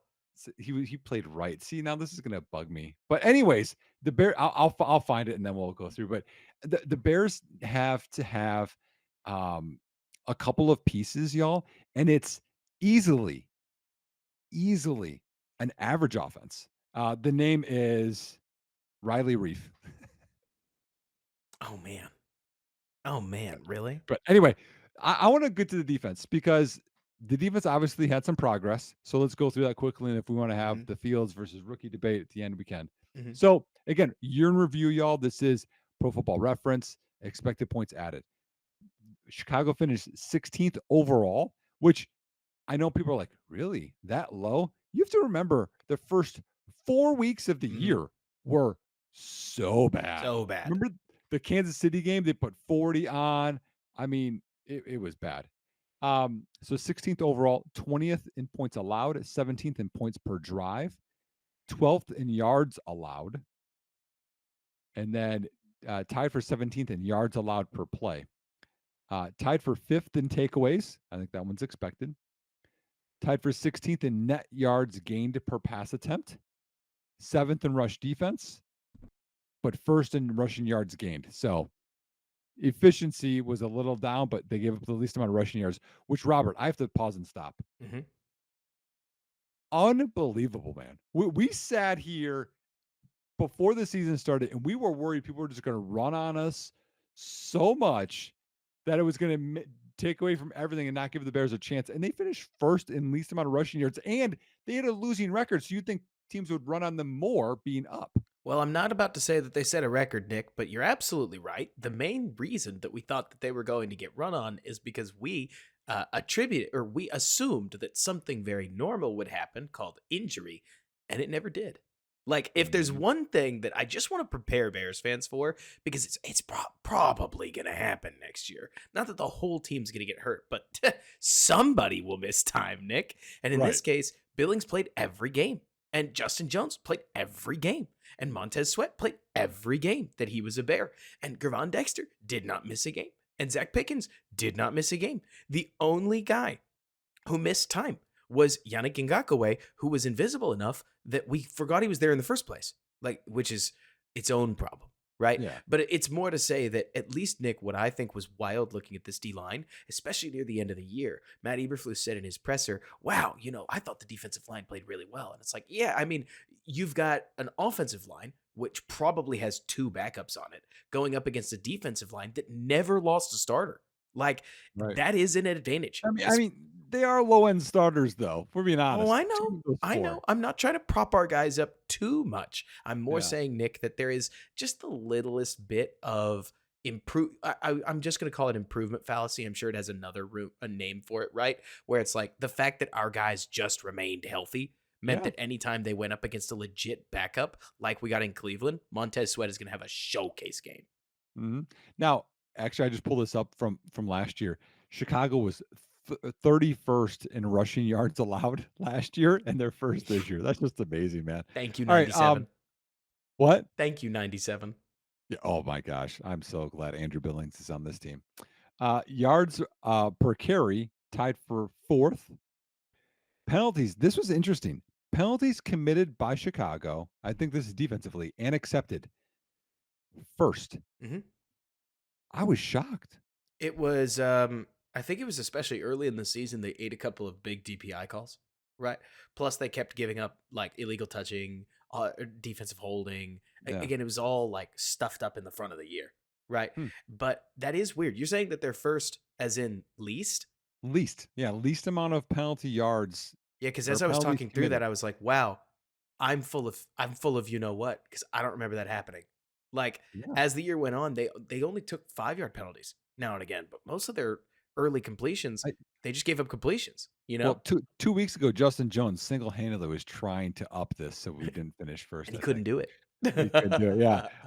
Percentage No of face percentage. masks. Think about it. Like no face Yeah. masks, no head-to-head penalties. Like No. no, they really didn't take many roughing the passers because they really didn't get to the passer Well, early in yeah, the year. yeah, we'll get to that. Yeah, sadly. We'll get to that one. Yeah, I mean, DPIs, I mean, Stevenson cleaned up more of those as the year went Hmm. on. And you got healthier too in the secondary. So you think like the better players didn't commit as many penalties. I don't know. Anyways, it's a good It's thing. interesting. Hmm. Yeah. Percentage of drives ending in a score, 14th. Percentage of drives ending in an offensive turnover, third. Blitz percentage, so amount of times they blitz, tied for 21st, expected.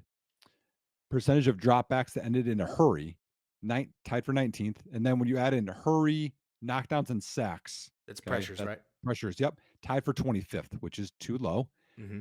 Total missed tackles, 23rd. That's not good. No. Pass defense was 24th. QB passer rating allowed, tied for 12th. That's not bad.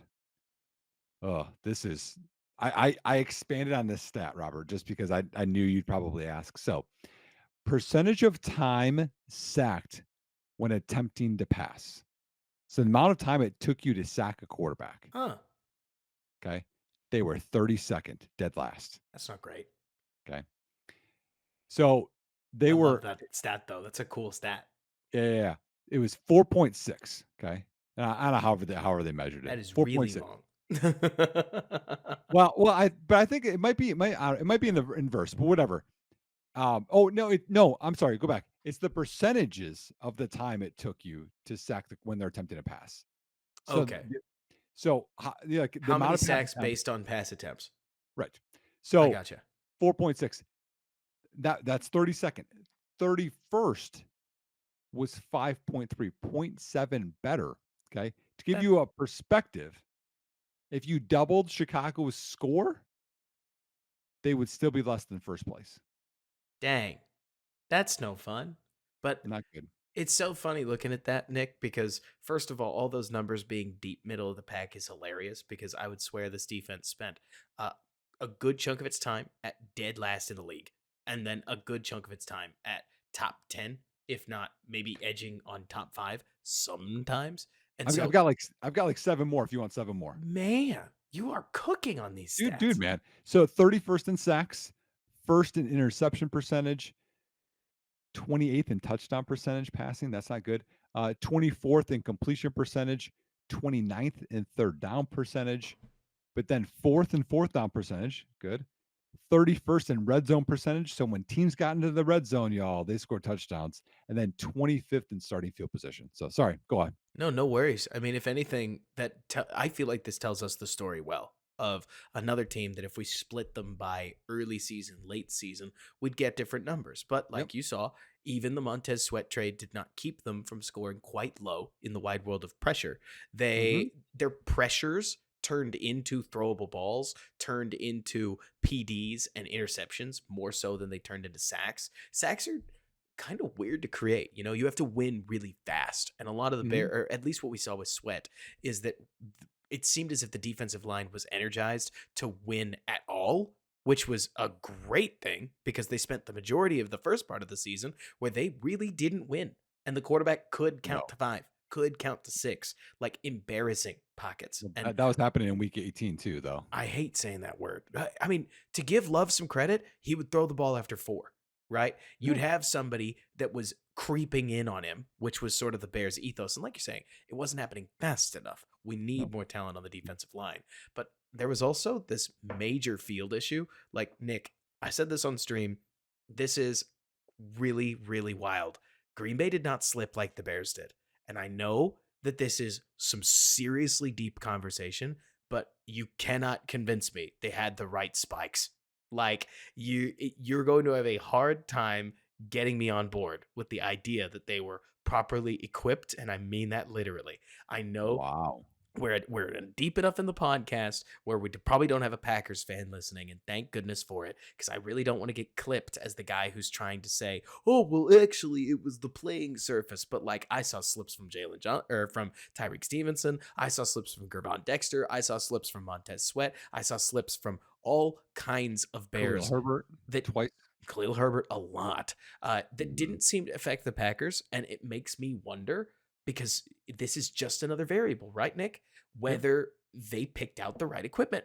Just Huh. at least begging the question. But all that to say, week 18 really might not be indicative of where this team was. It's going to be No. the lasting memory that everybody has, and that's really all I'm trying to, I guess, say is don't need to think of the Atlanta game because that one was almost too good. You don't need Yep. to obsess over the Packers game, but I would probably combine the way you felt after both Lions games, and that's about where the Bears are, which is Yeah. a solid team.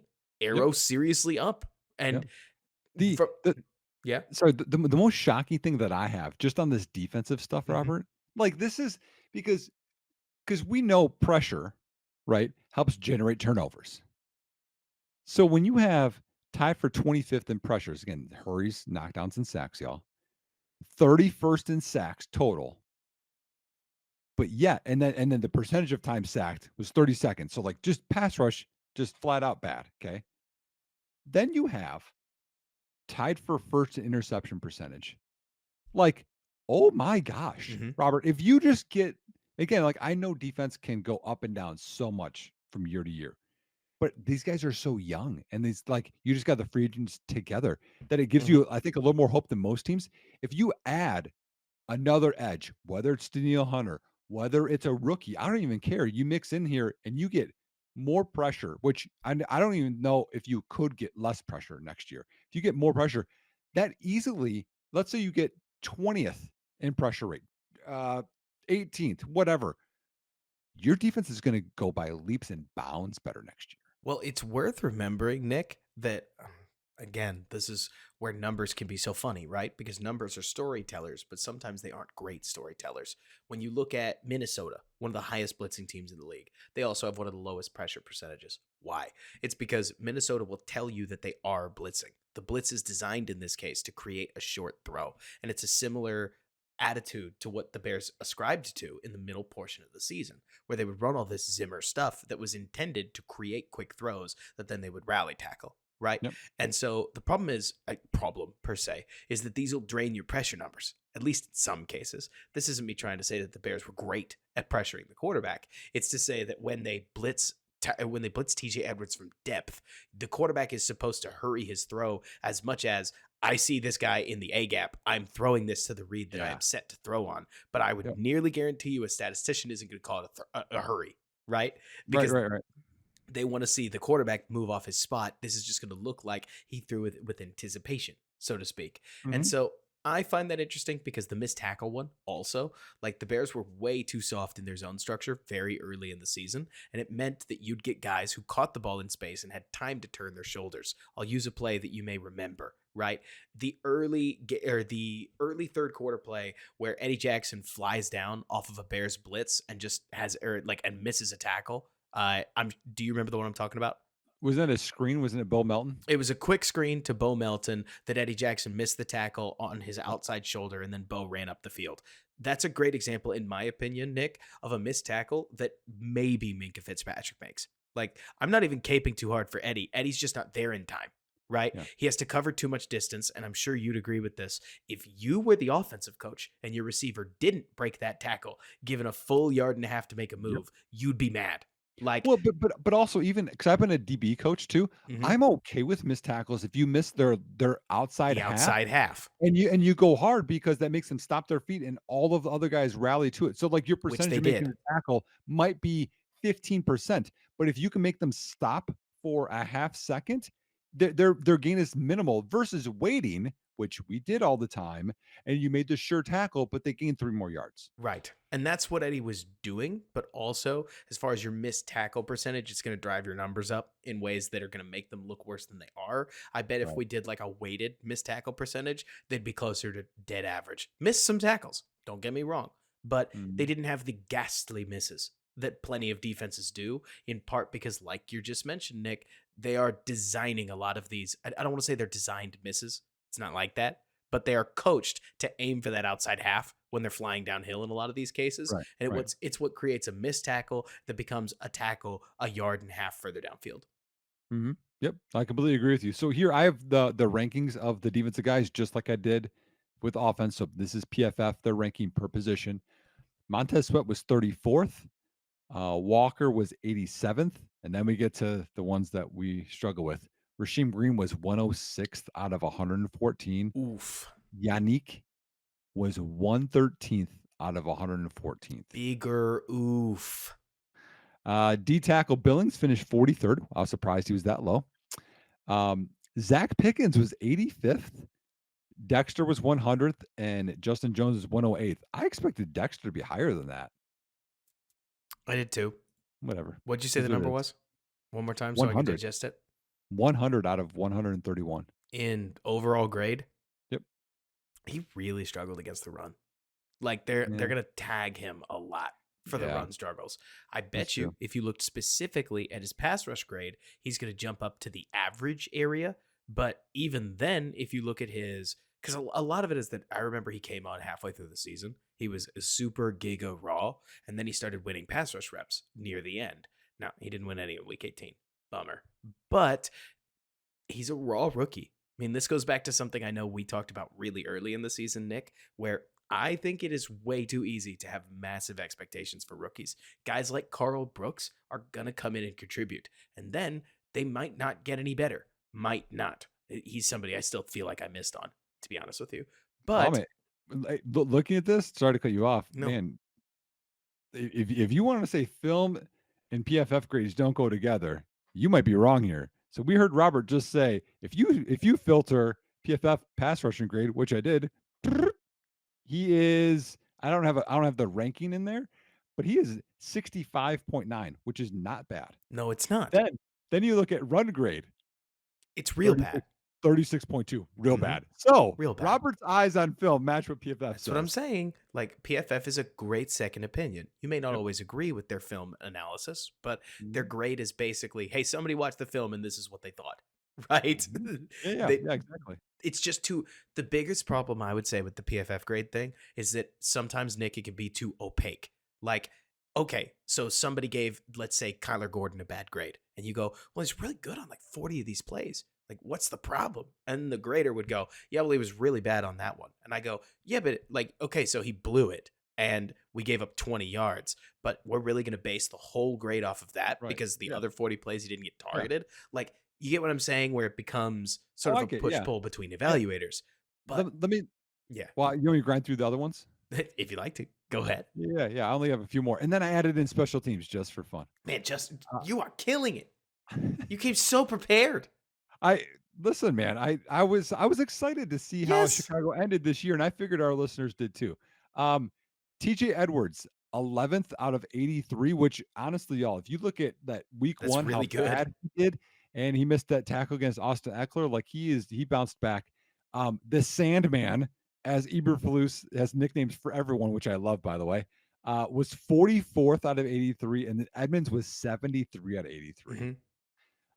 Jaylen Johnson, we know he's number one, like the number one corner. That's wild, which is amazing. Out of 128 guys, he's better than Sauce Gardner. I mean, you can go through the list, y'all, of Patrick. Where did Sauce end? Ooh, I'll look it up as I'm chatting about the other ones here. Your boy Terrell Smith, again with how this grading is, he was 39th out of all corners in the NFL. Happy for Terrell. Sauce was third. Devon Witherspoon was fourth, by the way. Look at him go. He had a year. Kyler Gordon, 63rd, which again, we saw him coming on, which is good. And then Tyreek Stevenson was 81st. Safety, I'm proud of Jaquan Brisker. Jaquan Brisker had a tough first half, y'all, like tough. And he bounced back. He finished 54th, which is way better than he was. Eddie Jackson, 78th. Yeah. Sorry, Eddie, man. It's time to go. Out of 99, Elijah Hicks. And this is, I've been saying 99th. He was 96th out of 99. Like, we need depth at safety. I was ready for it. So bad. And then the last two, special teams. Cairo Santos, 11th among kickers. Kill it, Cairo. Whatever. And then Trenton Gill, and this is, again, for Dave, right? Because we went on the BR pod or the BFR pod. Good guys over there, by the way. Y'all should go listen to them. Him and Ficky. Dave is like the most anti-Trenton Gill person I think that I know. And it made me, because now I'm like looking at, you know how like you're in a situation and someone's like, don't you hear that? and then they say what it is, and then that's all Yes. you can hear. Yes. So after Dave said that, I just concentrated on Trenton Gill all the time. But then I looked. Trenton Gill is 23rd among punters, which is not the worst, which is what I thought it was. It's not the So worst. The hardest part about what Trenton Gill has to battle is that while he is a former draft pick, punting is the easiest position to find competition at, right? So you mhm. can bring in a UDFA and have a legit camp battle for the punter job without real worry about, say, upsetting the locker room. I mean, you'd hope that getting rid of Trenton Gill isn't going to he upset the locker he's room. a big dude, man. He's a big dude. But I didn't know that. Like I was like looking through this because I mean, you look at all the punters, and you're like, I guess some of them, right, actually, a lot of them are big dudes. I'm sorry, I was wrong because I was looking at the ones around him. He's 6'4", 219. Like I'm like, if you gotta run fit someone up on a punt return, he could right. do it. What I wish, talking about the grades, because there's a lot of them that, like, we talked earlier about how it's another person's opinion. I cannot stand the fact that PFF does not weight the difficulty of their coverage assignments, right? Like, let's use the best example. Eddie Jackson is going to be your free safety pretty much every single play. Like, Mhm. and that means that anytime the Bears are running cover one, Brisker is rolled down and he's manned up on somebody. But more often than not, they'll run cover three, which means that Brisker will play in the flat. Do you know how often teams throw to the flat? Not that often. When they Mhm. do, it's basically a rally tackle, but it goes down as a coverage rep, right? And so Yep. Brisker will get a lot of credit for a lot of those when, to me, Nick, Brisker, every time he gets put into a position where he has to, where he has to cover and he is targeted, it's not gone well for most of the season. Now, No. we've seen some improvements. He's stepped forward. He's developing. Like, I'm not trying to call for his replacement, but you end up with at least some of these, Nick, where it's like, let's use safety as an example. I really prioritize the a safety's eyes, their ability to play in the deep halves. To me, if you are a Yeah. walking big play waiting to happen, I don't really care how you fit the run, right? Which may come back to bite me, but I value safeties just like Eddie. And Mhm. Brisker kills it in the run game. The guy is like a spare linebacker playing safety, which is great until Antonio Gibson wheels you up the sidelines and catches a Oh, like why do you catch why do you have to bring up the bad memories, Robert? I'm because just I have to bring them up because they're going to happen again. Does that make sense? I'm Like, just getting I'm just getting PTSD from this. it's the same thing as the Terrell Smith thing, right? He ends up with this really nice PFF grade, but at the end of the season, who did the Packers target? It wasn't 29, right? No, And no. and I mean, Terrell got spun on those cover three reps, not just once, but twice. But because PFF really liked the reps where Terrell walked into zone coverage and then drove down to rally tackle, he ends up 39th in corner, while Tyreek Stevenson eats some L's because he gets elbowed in the face by Mike Evans early in the season and is a rookie that doesn't know how to play. It, this is me saying I wish they weighted things while I throw some analysis in about where the Bears are, in my opinion. But in particular, it's those like linebacker DB coverage grades where they don't assignment grade it. They just say good play, bad play, and then treat all plays as equal. When I think that for corner, you get like 7 reps that matter. And if you can Oh, come yeah. through on 4 of those, you're going to take 10 points off the board. Like, Yep. unironically, those are Let me huge reps. let me have fun with you. Again, just because I agree with what you said, okay? Right. But this is just what's fun. So, like, if anyone wants to use like ammo, which I know people love to do on Twitter. So Terrell Smith tied for 39th with Denzel Ward, by the way. Let me tell you It's corners wild. he graded better than. Probably some I really good mentioned corners. I mentioned one. He finished better than Patrick Surtain II. He finished better than Darius Slay, Jamel Dean, who I wanted Chicago to sign last offseason. Better than Jair Alexander, Marshawn Lattimore, Jalen Ramsey, Tariq Woolen, Joey Porter Right. Jr., who was the Chase Claypool pick, Martin Emerson, who's not bad, Marlon Humphrey, who's really good in Baltimore. I mean, you could go through the list, but that I think that's enough, right? What do Like you hear, Nick, when you're going through this? I hear Terrell Smith's a superstar. That's what I hear. Yes, but what else do you hear? You hear corner ones, right? Yep. Yep. Because Patrick Surtain's going to get a terrible grade when DJ Moore rips him off in the Yep. Denver game, which is exactly what happened. Like, the hardest thing, I think, and it's why I wish PFF had a weighting system, because I actually think that would help them, right? a lot is you end up with most of these corners have terrible grades because if you drew, this has been the Jaylen Johnson problem, man, like to a T. It is Jaylen gets a 65 grade in most of his seasons because he draws AJ Brown and plays pretty okay, right?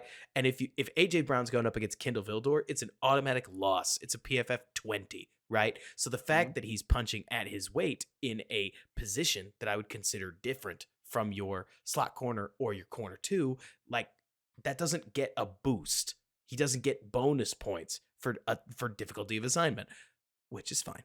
But I, as a coach, would care a lot about that. You know what I mean? All right, so let's flip the GM, okay? So no, Sure. I agree with you with that part of it. Let's flip the GM and let's talk about Jalen Johnson for a second. Oh yeah. If I am Ryan Poles, what I do with Jalen Johnson is I franchise tag him. It's I do the not it's I the only don't sign choice. him to a long-term deal because listen, Oh y'all, I what? no, I franchise tag him. I tag him into an extension. Well, So you could, but again, he has to earn it. And now let's talk about why, y'all.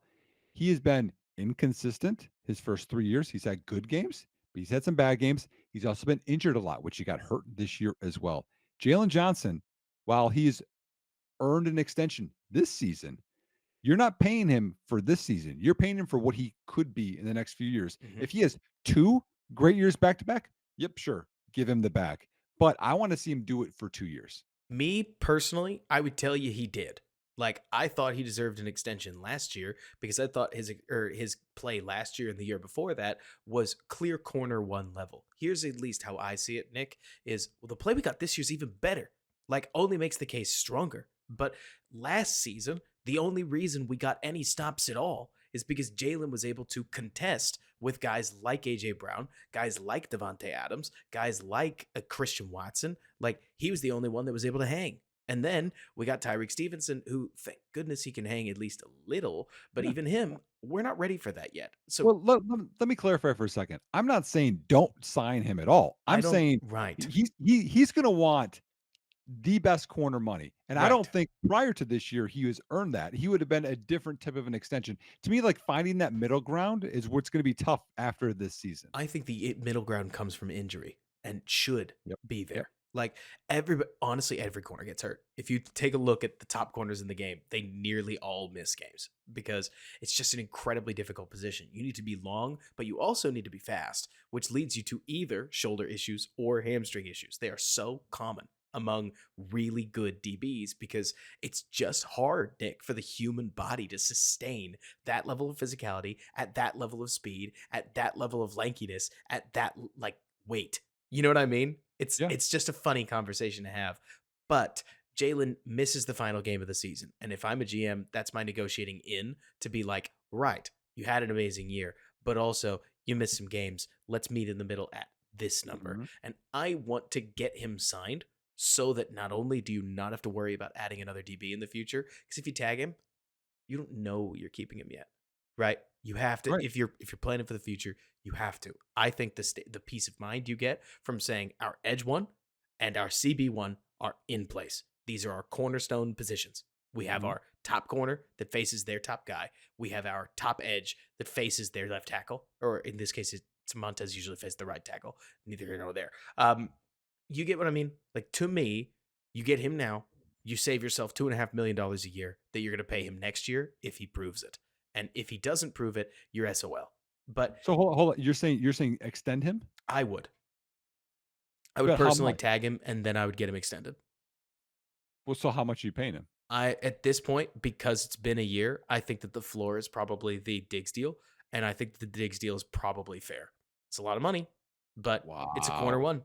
Like you got Wow. Justin Jefferson in your division, you got Jaden Reed in your division, you got your Christian Watson in your division, you got Amon-Ra St. Brown in your division.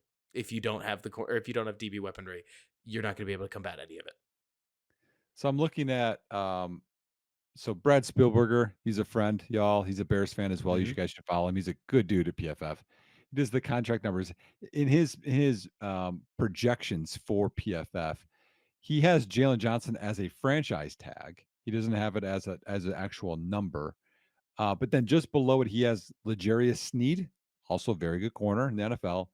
His contract projection is 3 years, at 17.5 per year with 35 million guaranteed. Is that what you're thinking for Jalen or more? So I assumed that if I was going to get a deal done, the floor is probably 20, which I know is going to make your eyes pop out of your skull. But I ain't doing that. that's the way these extensions work. There was a point where Jay Cutler was the highest paid like quarterback in football. You're planning the deal around it being affordable in its second and third year, right? But if you could get him around the tag of like 18 a year, that's even better. I mean, the problem is, man, we're coming off of the hottest year he had. You're going to pay a premium. But also, I personally am tired of letting good players walk and would love to see him get paid so that the Bears can look on to other positions. Yeah, but But if that's you just me. franchise him, then you don't have to worry about that. You don't have to pay him the premium You because if he don't, comes down to earth but like, and he's not walking. it's a locker room thing, though. It's like a we reward our guys thing. Keeps everybody hungry for a year. And it's a guy that you're planning on paying anyways. So you're not really, I don't think, anyways, you're not really hurt by doing it now. But at the end of the day, it's going to start with a tag. It'll just be a matter of what it progresses to. Yeah, So maybe. you Well, get your way. the fun part is that with the amount of money Chicago has, is you can front load some of this stuff too. Exactly. Let me. So I know we talked about this earlier, and this is I'm on the ledge, y'all. Okay, you got to. We talked about building blocks and not jumping ahead. I have one guy that is my dream free agent signing. It's Bryce Huff, isn't it?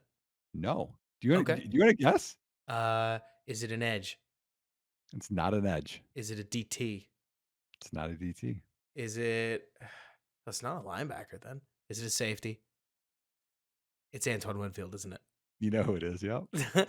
I think you can draft a safety. I really do. I think you can too, but I just think like it's so because you just talked about this. It's so rare to Yes, find a elite a really good safety. coverage safety Hmm. and an elite run safety. He does both, y'all. Like He this, does. I understand like paying safeties is the thing, just like paying linebackers.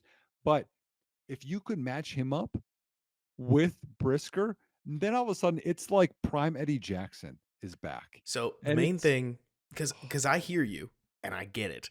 Main thing that I'm thinking about is how last year's draft featured a couple of coverage safeties that I really liked. The main one that I talked about near endlessly was Brisker's running mate at Penn State. His name's Jair Brown, currently playing for the 49ers. Would you like to guess when he was drafted? I know. I Would you know. would you like to guess? Was it round 3? It was the compensatory 3, which Yep. as of now, maybe we're getting ahead of ourselves, but the Bears are hoping to have a compensatory third that may come from Ian Cunningham getting hired, which would be neat, right? And it would He be finished especially four, great. he What? finished 14th. Jair Brown? Yep. He did. And so I look at that and I think to myself, Nick, that if the Bears scouting department knows what they're looking for in a free safety, you can find one of these guys. Now, he may not get you the run fits, right? But it is really tough the way the Bears call their zones for the free safety to get to the run fit anyways, right? Like he's pretty deep back there when they play these. But that's more I hope that's not me just taking like a victory lap on a player I really liked so much as saying, Nick, opportunity is out there when it comes to safety DB to grab another Adrian Amos. It is a very, very, very easy position if you get the pick right to What just plop in a great player. it's like center, it's like interior O line. Those are easier to find. Let me. Here's my last selling point, y'all. Okay, talking about not paying Jaylen Johnson, at least not yet, till he proves it over multiple years. Antoine Winfield's ranking among safeties the last 3 years. This year was first. Last year was 10th. 3 years ago, he was second. This is a guy that is proven to He's be sweet. elite over the last 3 years. His first year, he's a rookie, he was 35th. Like, He's whatever. really great. To He's me, really it's like paying Saquon Barkley, right? Where it's just spending a lot at a position that is more scheme dependent, Nick, than I think you want to admit. Just because you're switching from a man blitz scheme to a zone scheme that has a little blitzing, but not as much. So is it quite the same position? Well, it's a little different, right? Will Antoine be bad at it? Probably not. He's Antoine Winfield. Guy's a stud, Yeah. right? How, But how much would you pay? for Antoine Winfield, Yeah. This is the reason I probably wouldn't pay him. I would cap it at 11. Oh wow. Let me look at Jesse Bates's contract. A lot more than that. Oh my God, they paid him. A ton, a ton. You can see why I would plan around drafting a kid if that's my number, right? All right, never Because mind. I'm out. I'm out. If that's the number, I'm out. that's what, yeah, right? So, Like, so just, I mean, instead of what is he, okay, 17 and a I, half? I know this is a podcast, and sometimes when people watch, I have to say the numbers. So Jesse Bates last year. So again, the numbers go up. Signed a 4-year, $64 million contract with 36 guaranteed. So you think of that averages out to well, That's 16 a year. he yeah, AAV. but it goes up. I mean, I see 17 and a half as a number, 18 and a half, 18 Oh, and a half. oh So, yeah, Nick, you're not getting him for 12 and a half mil. And if you all right, were, it's a never mind. conversation. You're I'm out. getting him for 18. Like, I'm out. Okay, never mind. and that's why, to me, Nick, if you gave me the choice between a safety like Antoine Winfield or a corner, I would tell you that as much as I love safety, safety's a little easier to replace. Corners really, really hard. I would Yep. not quibble over $2 million if that's what it took me to get Jaylen signed for a while, just because I see that position as extraordinarily valuable. It's the same way we used to talk, or we talked earlier about the Montez Sweat deal. Do I really think I'm getting a $25 million player? No. But I could pay a lot of players $21 million and it won't make them as good as Montez Sweat. Does that make sense? No, I Like, get it. I get there's it for sure. to me, there's a point where you almost have to have a calculated overpay, where of course he's not worth the money. I didn't pretend he was, but he is worth it to you inside of the framework of the defense that you're playing. And that's what you need from these guys. Like Montez Sweat is $25 million important. Is he $25 million good? That wasn't the question I was asking, Yeah. Well, right? and to this, I mean, I'm worried about the injuries, and for those that don't remember, I mean, Oh he's had yeah, a lot of shoulder issues over his career, but they said in the presser that he is, or they have no players right now they know that have to have surgery, right. which I thought was shocking. It was 20 mil for the record. And the reason I'm picking that number, maybe you get him for a little less. Maybe you get him for like 19, hopefully 18. That would be stealing, if you ask me. Is you're still talking about at that point, Nick, a it's a top five corner contract until the next big extension, right? Yep. And within 3 years' time, it would probably put Jaylen in the top 10 range, but the low end of the top 10. And that's about where I think he should sit, anyways, right? Yep. Where Yep. realistically, are we talking about the best corner in football? PFF says so. Probably not, right? No. But a Well, very that good makes me corner. think about that Cole Kmet contract and how awesome it's gonna be. It is. And you're trying to sign him for as close to that as possible. But if you can get him on last year's big extension, then you're getting a discount anyways, even though it sounds to any fan like way too much money. It always does, right? Paying DBs is a sore spot that I've seen across the NFL, where as soon as the DB gets his money, it's too much.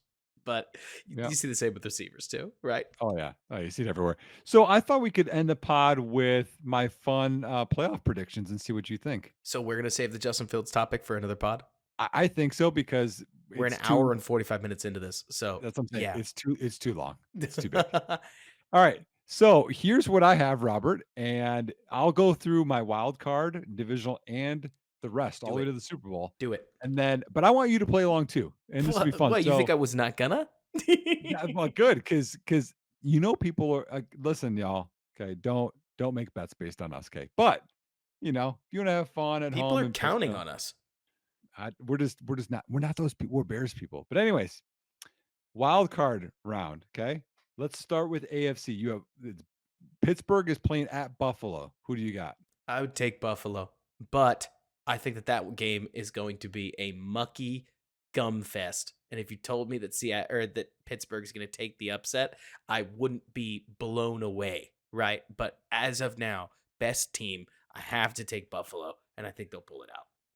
Yeah, I got Buffalo pretty easy there with TJ Watt out as well. Pittsburgh's You never know. never as easy as you want it to be, man. Maybe That's some all I'm Trubisky thinking about. magic. Maybe Trubisky goes in. You never know. I'm kidding. Okay. Miami at Kansas City. Tell me who you're taking. Okay. Listen, I wanted because Kansas City isn't playing well. I wanted to go with Miami, y'all. Okay. But again, I go to different layers for this stuff. Okay.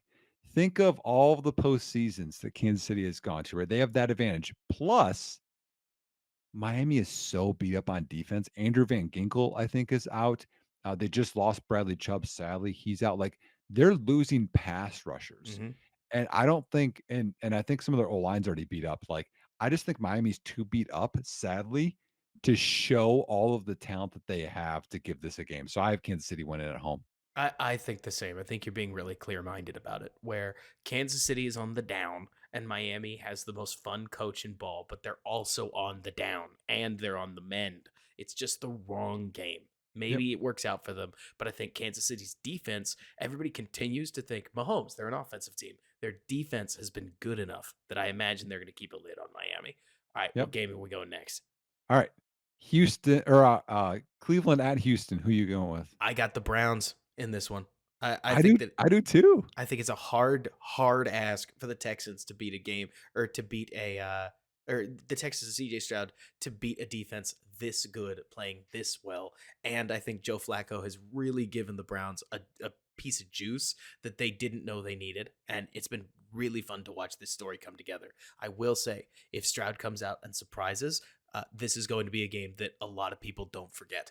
Right? This is going to be Yes. one of those holy moly. Like, this is when Stroud goes from an incredibly strong rookie season that's already going to be remembered to a legendary rookie season if he wins even one playoff game. But Yep. so we'll see. Magic of football, right? I agree. Yeah, that one could be the most fun, like you're saying, because you see Miles Garrett and that amazing Browns defense, but then you see this shining rookie. But then I also saw him really play bad against the Jets, who are a very, very good defense too. So we'll see. But I think Houston's an easy team to root for. Very. And also, I'm going to make a small plug in here for Houston, who they have let me check notes, head coach that's a defensive guy, and they hired an offensive coordinator. It worked out okay. All right. Anyways, um, Green Bay is traveling to Dallas. Are you picking the Packers? Not a Yeah, chance. neither am I, baby. Not to mention, so like I could cite a bunch of silly things, but Yep. Mike McCarthy doesn't get enough credit for what he's doing in Dallas right now. Like everybody thought that Kellen Moore was the brains behind quote anything good that happens in Dallas on offense end quote. And it turns out Mike McCarthy had a lot more juice than we ever gave him credit for. Yep. Now, I got to tell you, there's part of me that's picky with my heart. I have seen the Cowboys in particular disappoint in the playoffs left, right, and center. But I got to tell you, Nick, they are probably playing like the third best team in football right now. And that gives them a shot if the 49ers stumble, Mhm. because I really don't think that they can beat the 49ers. But they have a path to the big game if they can just get the 49ers out of the way. And so I would love to see the Packers get smoked on national television. I do think the Packers cover because right now Dallas is a 7.5 point favorite, and I don't like that for Green Bay. Those are the games that Green Bay thrives in. But I I don't know, man. I mean, I think this is one of those where like Green Bay is that story that you kind of wanted Chicago to be, maybe even next year, where it's like, hey, like young team coming together, they made the playoffs. Like, hey, I'm glad that you're glad that you made the playoffs. But Dallas is steadily on defense and on offense. and Like, I right, I don't think it's going to be close. hope not. And Dak is this is locked nothing. too. It's Dak nothing. Dak right now is in. Right. It's nothing against, honestly, this isn't about Green Bay. This is just about Dallas being a good team. All right. The Rams are playing at Detroit, and I am going to go first. Okay. Well, Pick also 'em. the storyline, There's the only storyline, one answer here. We've you been forgot you forgot about the storyline from the last one, right? So McCarthy playing against Green Bay oh again is yeah, kind of fun, right? unbelievable story game, but Yeah. an Now, even better this one. this one, Matt Stafford and Sean McVay, Matt Stafford's returning back to Motown for when Detroit finally has a division winner, right? And the Rams are going to beat Detroit. And I it's think so because too. for many things. The Rams have won, I think, 5 of 6 games, y'all. They They're have hot. playoff experience. They've won a Super Bowl. And Detroit, like, they have holes in that team. And I feel like there are going to be people, Bears fans, that are going to think that we just hate the other guys in the NFC North and that's why no, we're picking against them. Here's my thing. A bet against the Rams right now is a bet against the Sean McVay attack against Aaron Glenn's defense. I think Aaron Glenn is not very good at his job. I think the fact that the Lions are going to come out and play so much man against the reigning, I mean, no way, no way, Puka Nacua. Oh man, he may lose Rookie of the Year to CJ Stroud. He could. Like, that would be wild given that He Puka is, shouldn't. I mean, what He would you say set he should? he should not. He set NFL records as a rookie. Right. Well, Like, that's rookie records, but still. still like Yeah. it's going to be wild watching this game. But the one storyline piece that I think people are forgetting, everybody is talking about Jared Goff's revenge game against Sean McVay. Man, Nick, this is Sean McVay's statement game for why he traded Goff. Like, this is because he's in Goff's house right now. You could argue, I mean, that they have Detroit as the favorite, right? Yep. Yep. And so this is the game where Sean McVay says, no, you don't understand. You would never hang on this team. We wouldn't be in the playoffs with you here. And this guy's going to show you why. So, They still got Aaron Donald. Like, they still got some things there. So, and they got a yeah, quarterback that's not. they got a quarterback that's more comfortable on Ford Field than Jared is. Like, Yep. the Lions' current quarterback has way less games on that Well, patch of well, AstroTurf. you think of the pressure too. Detroit has the pressure, I think. I think Detroit has the pressure. I frankly think that the crowd atmosphere is going to be bizarre because good luck getting Detroit to hate Matt Stafford and whatever he's doing in the Rams, right? Yep. This would Yep. be like if in 2018, he wasn't playing then. So if in 2015, Jay Cutler had visited Chicago, you'd have a lot of fans that would struggle to Yeah. cheer against Well, Jay at that point. also, did you watch the game last week? Minnesota is throwing bombs and touchdowns, and it was who was starting even last week? Was it Nick Mullins again or Oh, whomever? speaking of, do you remember they lost Sam Laporta? I don't know what his injury status is. Yeah, that's sad.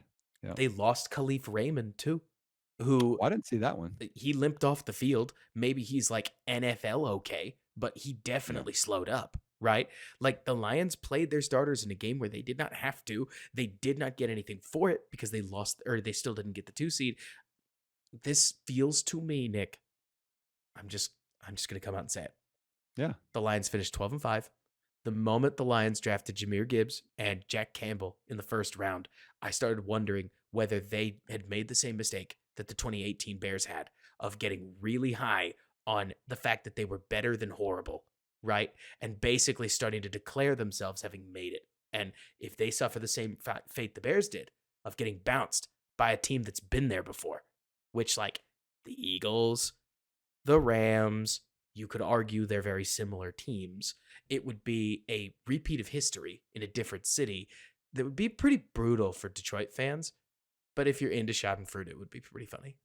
You know No, what I mean? no, I'm 100% with you. Yeah, I think that might be the most entertaining game to watch just because of all the storylines. Okay, Philadelphia at Tampa Bay. I'm gonna let you go first. I'm Go gonna go second. Bucks, baby. This is Dave Canellis's head coaching resume game as he comes Woo! out here, takes on takes on the Eagles, who are, I think at this point, more brand than they are like polish, right? You are catching the Eagles at the perfect time. They have issues. And I'm just going to say it again, like, now you've got your offensive coordinator, Brian Johnson, getting head coaching interviews for a couple of the head coaching vacancies across the league. I tend to think that that's going to be a little bit of a distraction. Hey, maybe we see the Eagles rise to the quality that they used to be, but Nick, I think that the Buccaneers catch them at the right time. Too much receiving talent against a corner group that's not been very good, a defense that's going to probably that's going to at least limit the damage that happens on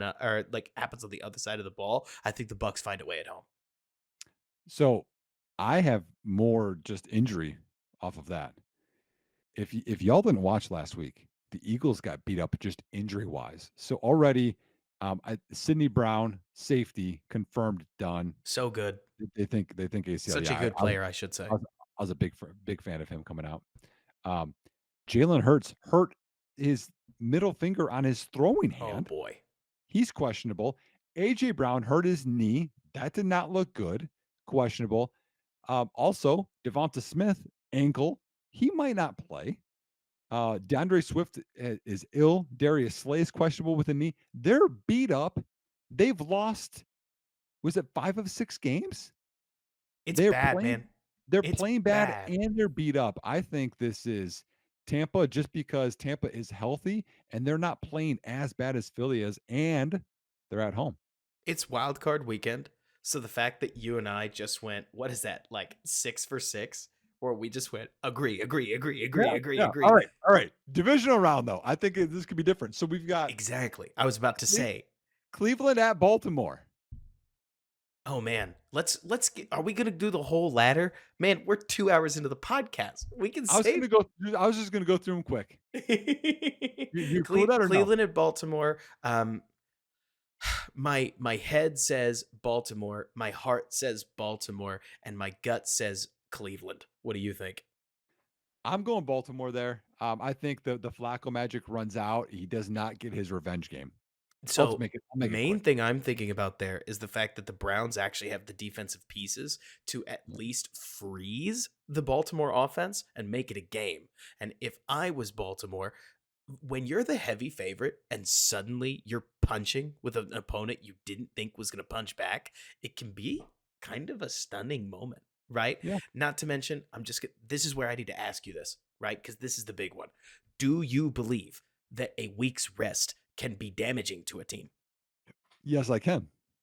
And part of me wonders whether the Browns are going to get more than they bargained for against a Texans team that, while they ultimately beat, is going to lock them in. Cleveland. Yes.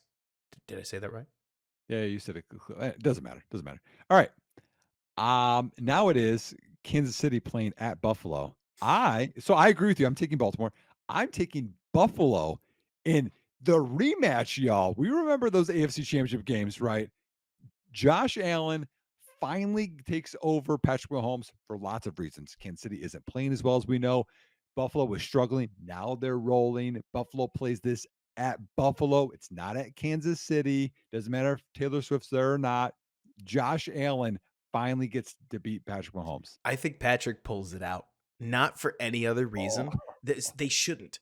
The Chiefs will be the worst team, right? yeah. But to me, that is one of those games that you just see in the NFL where I think Patrick has the capacity to just say no. And moreover, I tend to think Travis Kelce, over the course of this next wild card game, is going to lock it in a little bit. I think Travis has his head seems like it's been a little all over the place. Not to and I don't say that about Taylor, right? That's the easy thing everybody's locking in on. Right. It's Yeah. more just about retirement, right? What is left for Travis to accomplish at this point? He became the best receiver in in Chiefs history, if memory serves, which is like, oh, it's an award he won over Tony Gonzalez. Like, he's the dude. He has nothing left to prove, but it's playoff season. So Yeah. I would look at that and I would say you get this like old guard return to Mahomes Kelce that then sets up Rushy Rice, sets up some of the rest of the receiving weapons enough to grind a win out. But moreover, man, in the world of quarterback on quarterback, I cannot take the Texas Tech gunslinger. Man. All right. So that's our first disagreement. You have Which KC. is I have good. We had to Buffalo. disagree eventually. All right. Okay. Next one. I'm gonna let you go first. This one. The Rams are playing at San Francisco. That is a game that could go either way. Like, those coaches love each other, and man, next door to love is hate, right? Yeah. I couldn't not take the Niners in this one. The fun soul of football wants me to take a hot Rams team, but the Niners are too good. I think they have too many answers. But that game is always wet and wild. Like, every time McVay meets up with Shanahan. So Take funny 'em. that you say that. Take 'em. My picks already posted, Robert. I posted this yesterday, I think. This is a football guys exercise that we did as a staff. So yeah, I picked the Rams over the 49ers. Get them. And I had this guy who's a Niners fan that I mentioned that's just so mad. I'm like, dude, I can't pick the one seeds. Like I just can't do it. He's like, why? And I'm Football. like, the Rams are playing well. They got Stafford, and he's trying to go through. I'm like, I'm not going to debate this with you. So, okay. The last one, Tampa at Dallas. I'll go first. I'm picking the boys. People think that they're going to choke. Mm-hmm. This team is good. I'm This telling team is you, good, and I are on lock, aren't we? Where I looked Okay. at this, man, I was right there with you where I was like, everybody thinks that the boys are going to choke. And I actually think this might be their year. I mean, they have to prove me wrong. This is when it's most dangerous when you talk about the Cowboys, is when you start saying anything nice about them, because Right. generally, immediately they let you So down. fine. Let's skip to the championship game then. So you would have Oh Dallas man, at San Francisco. Like this is not okay. Listen, y'all. no, it's Bring not. close. This isn't the early 90s. Okay. This is 2024 Dallas at 49ers, according to Man, Robert. NFC championship game. Who's winning, because Robert? if that's according to Robert, then all of a sudden I just realized that I'm probably picking Baltimore San Francisco in the Super Bowl, and that feels boring, but it could easily happen. And that would be like if Brock Purdy makes a Super Bowl appearance, that's just going to be unbelievable. Like, what a dream it would be Yep. for the kid. But Yep. man, I don't. If Dallas comes out and they play a great game against San Francisco, I will be so excited for Dallas, the city, and I will be so impressed with the Dallas Cowboys. But right now, they seem like a team that San Fran is their boogeyman. So I have a different game, right? Because I You have do. the Rams at Dallas, and I have Dallas winning and finally returning to the Super Bowl, like everyone says that Yes. they I never think do that's again. I think what you just mentioned is what Dallas needs if they want to get to the Super Bowl. Like Mhm. they need Los Angeles to beat the Rams or Detroit, but I don't think let's pretend Detroit pulls it out. Do you think they beat San Fran? Detroit? Detroit. No, but I No think the way. Rams could. I think the Rams. I think the Rams could shoot with them. I think Detroit Now, can't. here's the other one. I have Buffalo beating Baltimore. Yes, you do. Oh man, that'd be sick if you got a Cowboys. No way. No way. And Did you pick that for storylines? no, I have it. It's posted. It's No, been I'm saying, posted. did you pick Buffalo facing Dallas in the bowl for storylines? Now do you want to you know who wins in my magical brain? There's no way you picked the Cowboys. Buffalo finally gets revenge from the early I was gonna 90s say, and like, beats Dallas. it would be, Nick, it would be so unbelievably sports perfect if that didn't happen. Like, Steve Tasker is on the sidelines just fist pumping. but imagine just because we've seen games like this, Nick, imagine if Buffalo took a 17-7 lead into halftime and blew it in a game like that, where then Dallas wins again. Like they just at that point, because you got to remember this extends. Like, because around those early 90s times, you saw the Dallas Stars raise the 1999 Stanley Cup over the Buffalo Sabres in 7 games in 2 overtimes when Brett Hull got accused for kicking the puck in. Oh So my like god. Buffalo in particular, like I remember I was at a lacrosse camp with somebody in Virginia back when I was younger. He's like, I'm from Buffalo. I was like, I'm from Dallas. And he's like, I hate Dallas. And I was like, what did Dallas do to you? And didn't realize how many different stops on the train this like Dallas Buffalo thing has had. But man, what a Super Bowl I think that would be. I guess I would have unintentionally picked the 1 seeds to get in. And again, I think that's kind of boring, right? But I will say this, Nick, in the world of legacy, just because we're at the end of the podcast, we might as well talk about it. If Yep. Mahomes and the defense drag this Kansas City team Oh to wow. another Super Bowl, what will you think of Patrick Mahomes? Okay, hold on. Okay, this is going to come full circle to the Bears. If Patrick Mahomes can drag that team, and the defense is good, but that offense is bad. If he can drag them to a Super Bowl and wins, I'm picking Caleb Williams and just hoping he's the next Patrick Mahomes. Because you can do anything. Like, But is that one of you know, those? like those little kids, they have the thing, you can do anything if you believe it. Like, sure.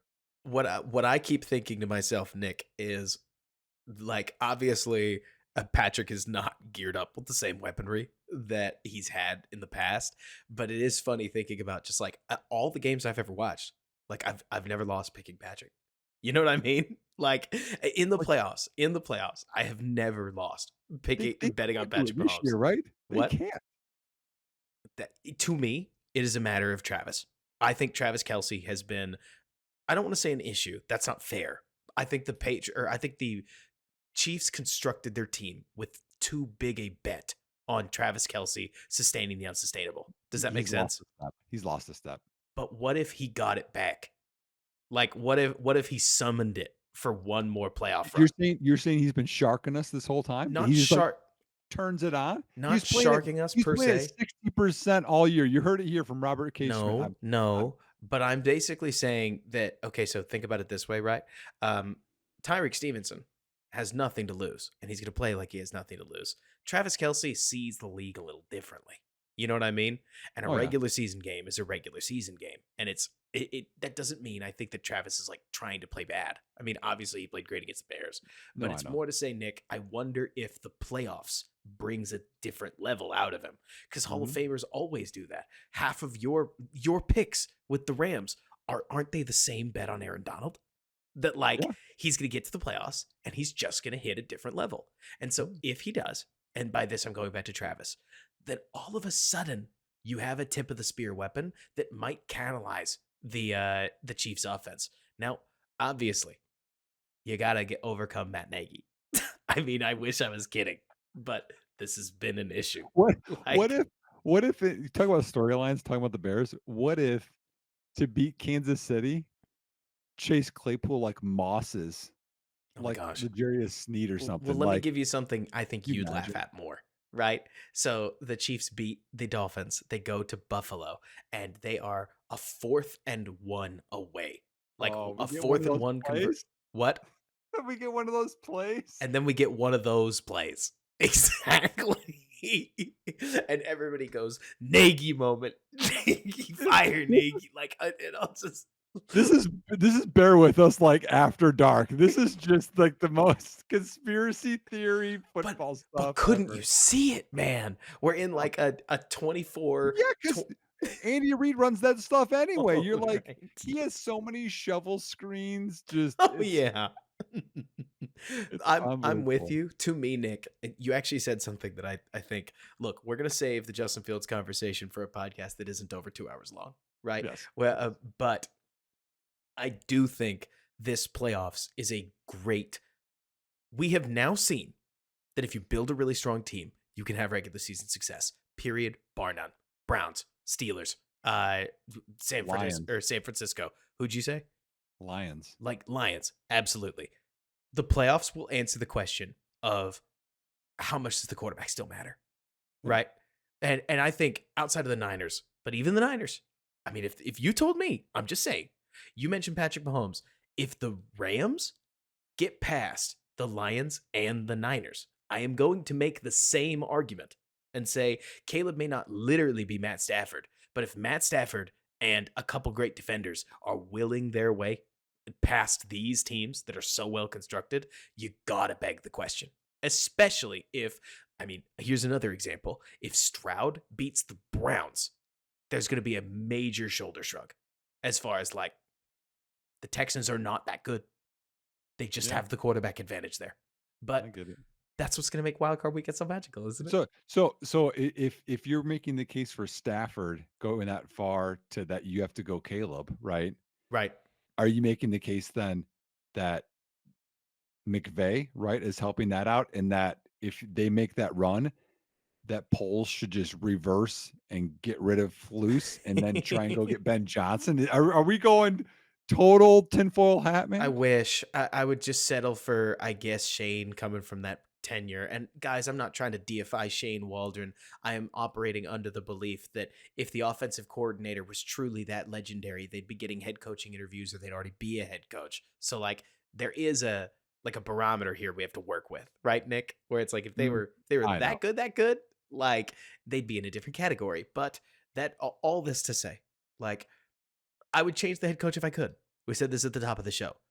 We don't get that decision, but that doesn't mean that this Eberflus thing can't work. And we can Right. at least say we're Bears fans. They between Poles and Eberflus, because where Eberflus has excelled has been the development. You can't say the roster is on fire and trending up and not give the head coach some credit for the Yep. fact that that's happening. So we're gonna hope that they do the McDermott thing where they become a roster that's so consistently good. I mean, look at this. We just pilfered Tremaine Edmonds. They've been playing Baylor's linebacker Terrell Bernard all season. He's been awesome, right? Mm. Is Well, that I mean, Baltimore, John Harbaugh is a special teams coach, y'all. right? But I mean, I like the McDermott answer just because I think McDermott is a similar spot to Eberflus where they run a scheme really similar to Eberflus. And their whole goal is, what if we made the players so badass this scheme works? Like, that's the aim, right? Yeah. They're just a player development org. And guess what? They develop pretty good players. Yep. And it sounds like Nick hasn't picked to go to the ship. So he hasn't picked to win it. Winning it. And so Winning. if they did, I would even argue that lays out a rubric for Matt Eberflus to follow. And you heard it here first. Any listener that gets to this point in the podcast, frankly, DM me if you did. Like, you heard it here first. You're gonna get the ringer. You're not gonna get the ringer. Will do this, but every article is going to say Sean McDermott has laid the Bears' path to the Super Bowl. Like, you're gonna get what Marquee Sports 670, like Adam Johns. You're gonna get CH Go. They're all gonna say it. If the Bills win the Super Bowl, they're all gonna say Matt Eberflus equals Sean McDermott equals Super Bowl, baby. Yeah, the other cool storyline with that, man, would be McDermott finally beating Andy Reid, Yes. because from what I remember, didn't they let him go? Wasn't he on staff there? Was he? Wasn't that the thing? Man, now you're gonna make me look this up, because I'm pretty sure, because he got let go, and then, man, where was he let go from? Oh, this is gonna be good stuff. Nick, this is nope, the longest pod. Nope, I was wrong. I'm wrong, y'all. My bad. That's okay. We love you for it. Oh no, hold on. He was with Andy Reid with Philly. There we go. That's what so it was. They go back. Yep. Awesome. I can't wait. Should be rad. Bears fans, keep your ear to the ground. We'll figure out what happens with this offensive coordinator position, but it sure seems as if the Bears are wanting to move quickly. And I frankly appreciate that. Got to tell you, Nick. But yes.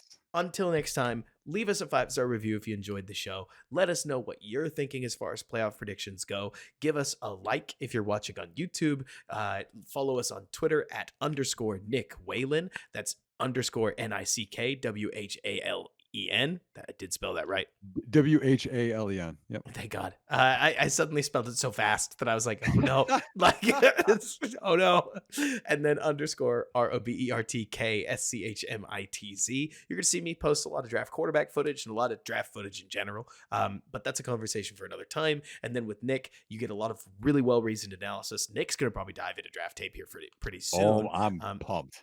Which is going to be great. And so you'll get all kinds of Bears info as you listen to the show. We don't really know what we're doing as far as podcast schedule. We'll kind of go somewhere between once or twice a week to sort of Bears spur of the moment. But right now, Bears news and playoffs still keep us, give us something to talk about. I think, Nick, it's really going to come more like we may slow down at the dead of the season where we're both working on other stuff. But we'll see. The plan, or bear with us, is going nowhere. We're enjoying the show. So tell your friends, enjoy, give us a like, help us boost this thing. And until next time, bear down. And thanks so much for bearing with us.